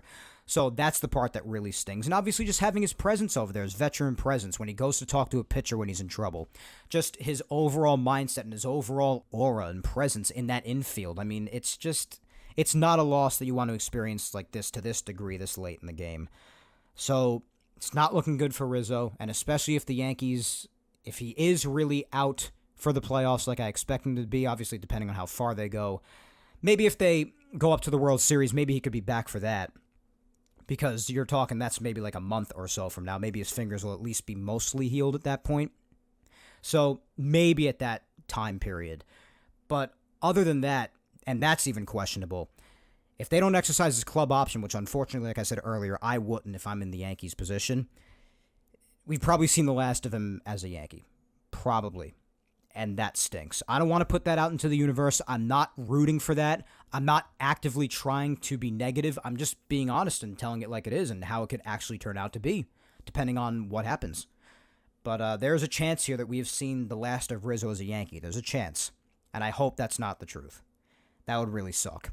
Plus, Rizzo also tends to turn it on in October as well, so that also makes it tough to lose him. So that sucks, man. I'm upset about this. So he broke 2 of his fingers. He's down and out, definitely at least for now, but I'd say there's a decent chance for the entire postseason. But we'll see. They're not completely ruling him out. Maybe it's misplaced optimism. Maybe it ends up being true that he could come back. I don't know. We'll see. In the meantime, they called Ben Rice back up. It's really going to be between him and Oswaldo for first base at this point, I believe. They optioned Efros to do so as well. And that's basically that. So the main guy you're waiting for to come back really is just Jake Cousins. Everyone else outside of that, I, again, wouldn't hold my breath for Brubaker, nor would I even activate him at this point. Just wouldn't care to. Everyone else like Trevino and Loizaga, and from a hitting and fielding perspective, Pereira, that's all not until next year, so that's irrelevant at this point. So Rizzo and Nestor, 2 unfortunate injuries down the wire here. Could be waiting for Cousins to come back. That's a plus, but as far as everything else, we'll see how things go as time progresses into the playoffs. It also depends how far the Yankees plan on going. That's another factor too, obviously. So that's all for Yankees news, my friends. All that's left here to do is the social media segment. Let's breeze through because I see how late we are here, for the love of God, already.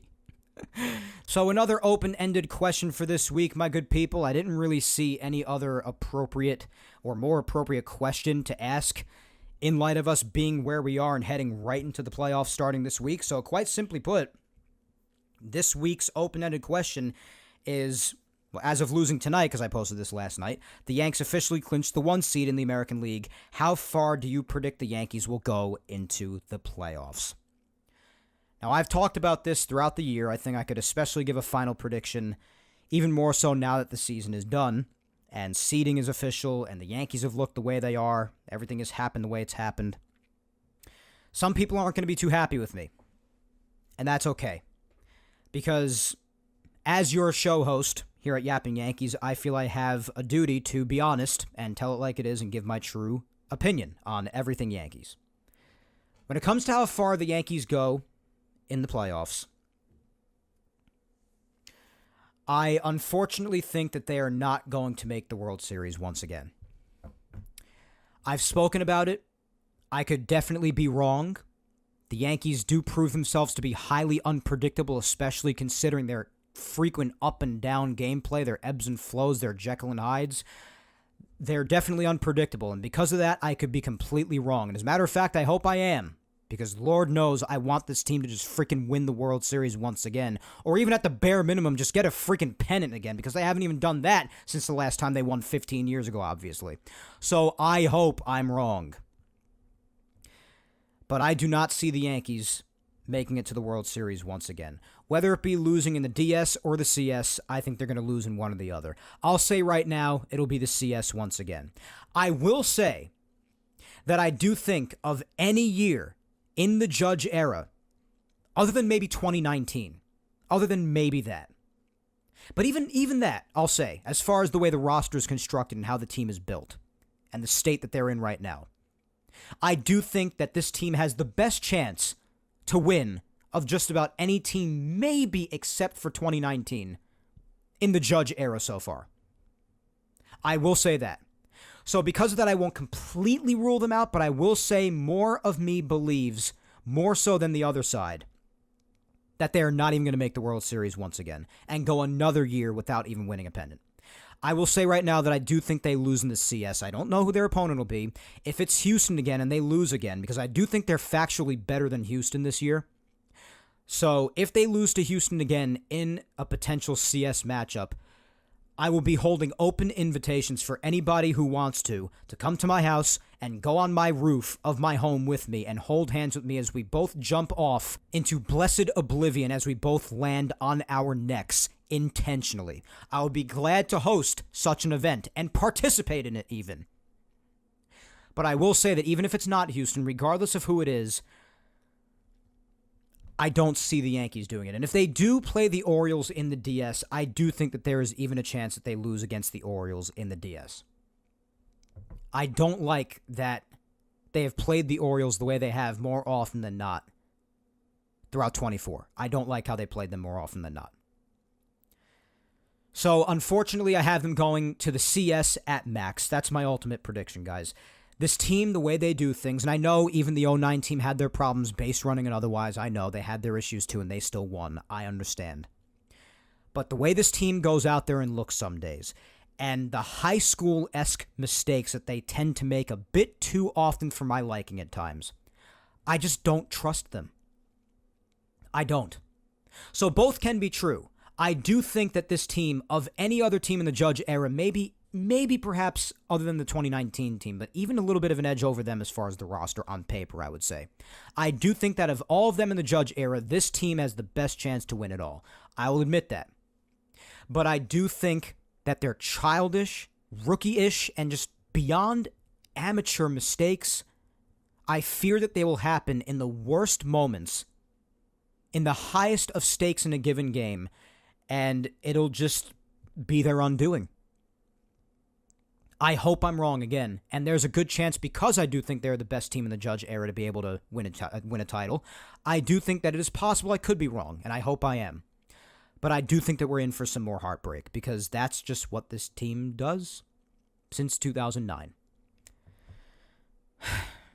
I hate giving that prediction, and some of you guys are probably not going to be happy with me. Maybe all of you guys aren't going to be happy with me.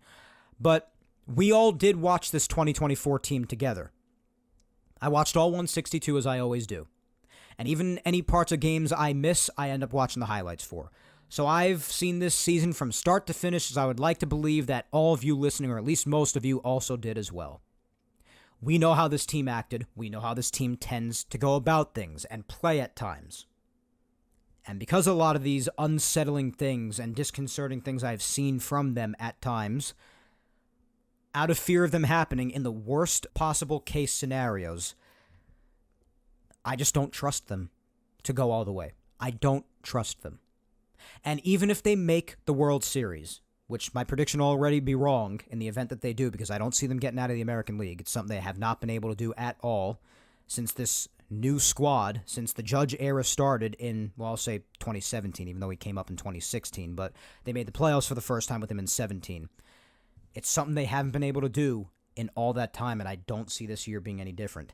If they do make the World Series, though, obviously it depends on opponent. These things can change as time goes along, and if things don't go as I plan on them going, or are predicting them to go, then I'll give my predictions. Like if they make the World Series, then obviously things will pivot and change like they always do in life, and I'll give my opinion as to what will happen at that point. Because if they do make the World Series and they're looking like they're just streaking towards a title, then I might say differently about their chances to win the World Series if they're actually there. But as of right now, even if they do make it there, I don't see them matching up well to a lot of the National League playoff teams that are going to the postseason. So, I don't know, man. I just don't trust them. I don't. And I don't think they'll make it out of the American League once again. That's my prediction. Let's just blow through a few replies here, see what the general thoughts are out there throughout my fan base here, those who contributed to the social media segment like the amazing people they are. First up, we'll start with @NewYorkPuck saying ALCS. If it breaks right, the World Series. It is realistic this time. Yeah, like I said, listen, I basically completely agree with that. ALCS is my prediction too because I don't see them making it out of the American League, but also this is the best team, or the team with the best chance, I should say, to win the World Series more than any other, I would say, with a slight edge even over the 2019 team throughout the Judge era. I would agree with that, so I basically totally am 100% on board with those thoughts. Rebecca at Peace Now for Life says, well, because I'm an eternal optimist and a diehard Yankee fan, my prediction, they win the World Series. Number 28 will finally be ours. From your lips to God's ears, Rebecca. At Cashman Sucks NYY says, not that far because of the nightmares that postseason Yankees bring. Yeah. Like I said, yeah, it's just more heartbreak on top of what we already had. That's what I was alluding to when I said that, so I agree. They have not been kind to us, on top of my general mistrust of how the 2024 Yankees have operated. We'll see. I hope all of us guys saying this are wrong. I really do. At Lee_W18 says, Mike, this team is an enigma, and the American League is wide open. They could get swept in the ALDS. They could also reach the World Series. I honestly have no idea what to predict. Exactly. That's why it was tough for me to come up with this prediction, too, despite my lack of trust for them. But that's what I was also saying before, and I do think this is the team in the Judge era with the best chance. It's also tough because I also don't trust them because of how they play a lot of the time. How they'll just completely disappear or do the dumbest of crap. It's hard. But then, yeah, that's also another factor to it. The fact that really there's no far and away outlier. That's another factor in it. Absolutely. It's not easy. It's a big wild card this year. At Maple Fosted says, as with every year, Mike, talent-wise, I don't see why we can't get to the ALCS or World Series. But it's like Jekyll and Hyde with the lineups and player performances this year. You just don't know who will be showing up on any given day, mentally and physically. Amen. That's basically what I was saying. But it's even more so this year because there's no far and away outlier like the prior reply said. And you don't know which Yankee team you're going to get. That's why a few episodes ago, you remember my episode title and the overall theme, like, which are we going to get? What Yankee team are we going to get? You don't know still, even now. Jekyll and Hyde, that's exactly the term I used before. It's a good description of them. At the Rick4444 says, if they don't play simulation games this week, they will be one and done. We can't afford 5 days off. Those bats will go ice cold, except Rizzo needs it. Well, Rizzo's a huge wild card. He has broken fingers. I don't know what's going to happen with him. I think Wells especially needs it. That's what I'll say. I do think there are bad aspects to having that much time off, but I'm not as terrified about it quite as much as others are. I'll say that. Laura at Laura_Eismont, my good buddy, says, I'm praying that maybe this will be the year they get to the World Series, but as of now, I'm keeping that expectation low. I'm predicting the ALCS. That is fair, Laura, completely. At _Frummy says the Yankees will go as far as their starting pitching takes them. 2 extra hot starting pitchers equals a World Series title. Certainly wouldn't hurt. If Cole and Rodon led that, with maybe a strong Clark Schmidt to follow with a third, yeah, that could be really good. As long as the offense doesn't pull any routine disappearing acts, yeah, it should go well. A lot of things have to go right. At Michael Eddy 6 says, limping into the playoffs, limped to number 1 seed when Houston did their job for them. If they catch the Orioles in the DS, they're done. I can't blame anybody for thinking this way. Like I said, yeah, they kind of did limp, and they finished off on a strong note today, so not completely. But, yeah, as of last night when this was posted, yeah, it was they looked like they were going to limp in, even lose today, possibly. But, yeah, Houston did do their job for them, beating Cleveland, but, listen, they got it done. They got it done. But, yeah, with the Orioles specifically, yeah, a lot of the time I don't like how they play them head-to-head. So, yeah, that's why I've been saying. So I agree with this. The ALDS against them would be a bit scary, even if the Yankees have home field. At Lee McKay 1 says, thanks, I was thinking with Cleveland losing how that worked. Wait, hold on a second. I'm confused. This is a big run-on sentence. Let me read this again. I was thinking with Cleveland losing how that works. All Yankee fans have to be worried. Are we going to hit? Are we going to pitch? Nestor out. Can we get pitching other than from Cole? Heel was bad against the Pirates. Rodon the same in his last game? Not really. It's been ugly last 5 games. Mercy, Rizzo will be missed. It was a long run-on tweet. I'm sorry if I read that all discombobulated, but the tweet was discombobulated. Use periods, Lee. Otherwise, well, thank you for the reply. I don't want to appear obnoxious. But, yeah, I mean, listen, Heel finished off badly. I hope that doesn't carry into the playoffs. Usually after he pitches badly, he bounces back. Rodon was okay in his last game, except for the end, honestly. He did allow quite a bit of walks and some traffic on the bases, but he kept it under control until the 6th when he allowed those 2 home runs. Yeah, and this past week wasn't too pretty. But the playoffs are a clean slate, my friend. Clean slate. The worries that we have generally, like hitting and pitching, that's the worries that every team has going into the playoffs. So, nothing out of the ordinary there. All right, let us finish off with our usual final 2. First up, my girlfriend at Vic Salimo. Vic says, based on the Yankees' track record for the past 15 years and how they looked this season on the whole, I'm going to predict that they will make it to the ALCS, but unfortunately lose. Fair enough, babe. I mean, yeah, listen. Because of the last 15 years, they haven't really shown the tendency to be able to do anything else. This team is in a league of its own, I think. Probably the best chance, but like you, I have trust issues with them. So, I've got to agree. Unfortunately, I hope we are wrong. Last but certainly not least, as always, is my mom, Julia Gina Scudero, and she says, "Hi, Mike." "Hey, Mom. You may think I'm crazy, but I think the Yankees are going to the World Series. Don't ask me why, because I truly don't know. But they have it in them. They seriously need to put Grisham in the lineup. Seriously, he's a help at times. They're going to the World Series. At least we're in the playoffs. This time last year, we were done. It was awful. Come on, guys." Yeah, amen to a lot of that. The Trent Grisham joke continues to run rampant in my house. But yeah, Trent, listen, he has his moments. Had a good game today. But he would definitely be a big help if it's a close game and it's late. It's in the top of the ninth and you want a defensive substitution, use Trent. If it's late in the game and for whatever reason you're playing Verdugo and not Dominguez, I mean, if you're not going to use Dominguez, use Trent later in the game. He has that clutch gene in him for some reason at times, and he has flashes of power. So in those instances, I would actually consider playing him. Don't forget what he did for the Padres a couple of years ago in the playoffs, guys. He took down the Mets single-handedly, and actually he was, really good. So in those situations specifically, I definitely wouldn't start him, but in those situations in particular, depending on the spot, you might want to consider it. But otherwise, listen, the optimism for the World Series, I'm not going to poo-poo that. I have my trust issues, but I'm not going to expect everybody else to have the same thing, and hey, I hope I'm wrong. So amen to that. I don't think it's absolutely impossible. There is a part of me, like I said before, that does think it's possible, because I do think still that it is the best team in the Judge era to be able to possibly do it. But how there's really no clear runner in this whole thing, and how I've seen this team play a lot throughout this season, I just don't trust them. That's my opinion. I'm glad to see that there were actually a decent amount of optimistic replies, and there were even a few more that I didn't get to. And obviously, thank you so much to everybody who did interact with the social media segment, as always.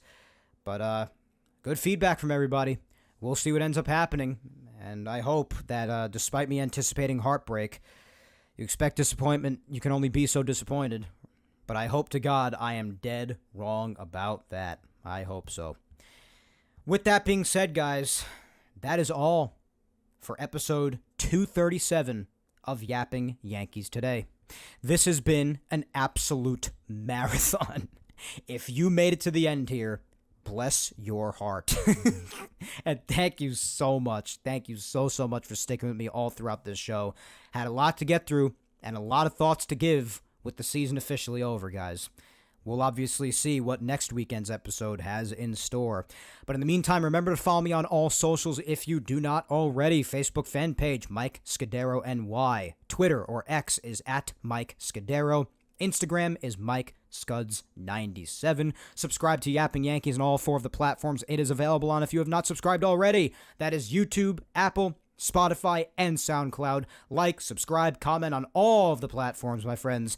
If you've missed any Yapping Yankees episodes, well, every single episode of Yapping Yankees from episode 1 all the way to now, those are all on Apple, Spotify, and SoundCloud. And every episode from episode 34 up to now, those can all be heard on YouTube. Whichever one you prefer to listen on, go right ahead. But once again, I thank you, 3,000, for listening to me yap my ass off today, my good friends. As always, I have been your host, Mike Scudero, and we shall yap again next Sunday in playoff time, October 6th, when I come at you with episode 238 of Yapping Yankees. But until then, my friends, as always, hang in there, be patient, please stay safe, look out for your loved ones. Go ahead and kick life's ass this week, my good people. And speaking of kicking ass, Yankees, please start off the playoffs doing so, regardless of who your first opponent is. Get it started on the right track in Game 1, because Game 1 will be all we have to talk about come next Sunday. But let us begin the playoffs on a positive note for next Sunday's episode. Please, for the love of God, take that advice for yourselves. Kick ass on Saturday. And hopefully we'll be able to discuss that in a positive light for next Sunday's episode. Until then, my friends, as always, take care Now that it's playoff time, too, I think it's safe to say Godspeed. And most importantly, let's go Yanks.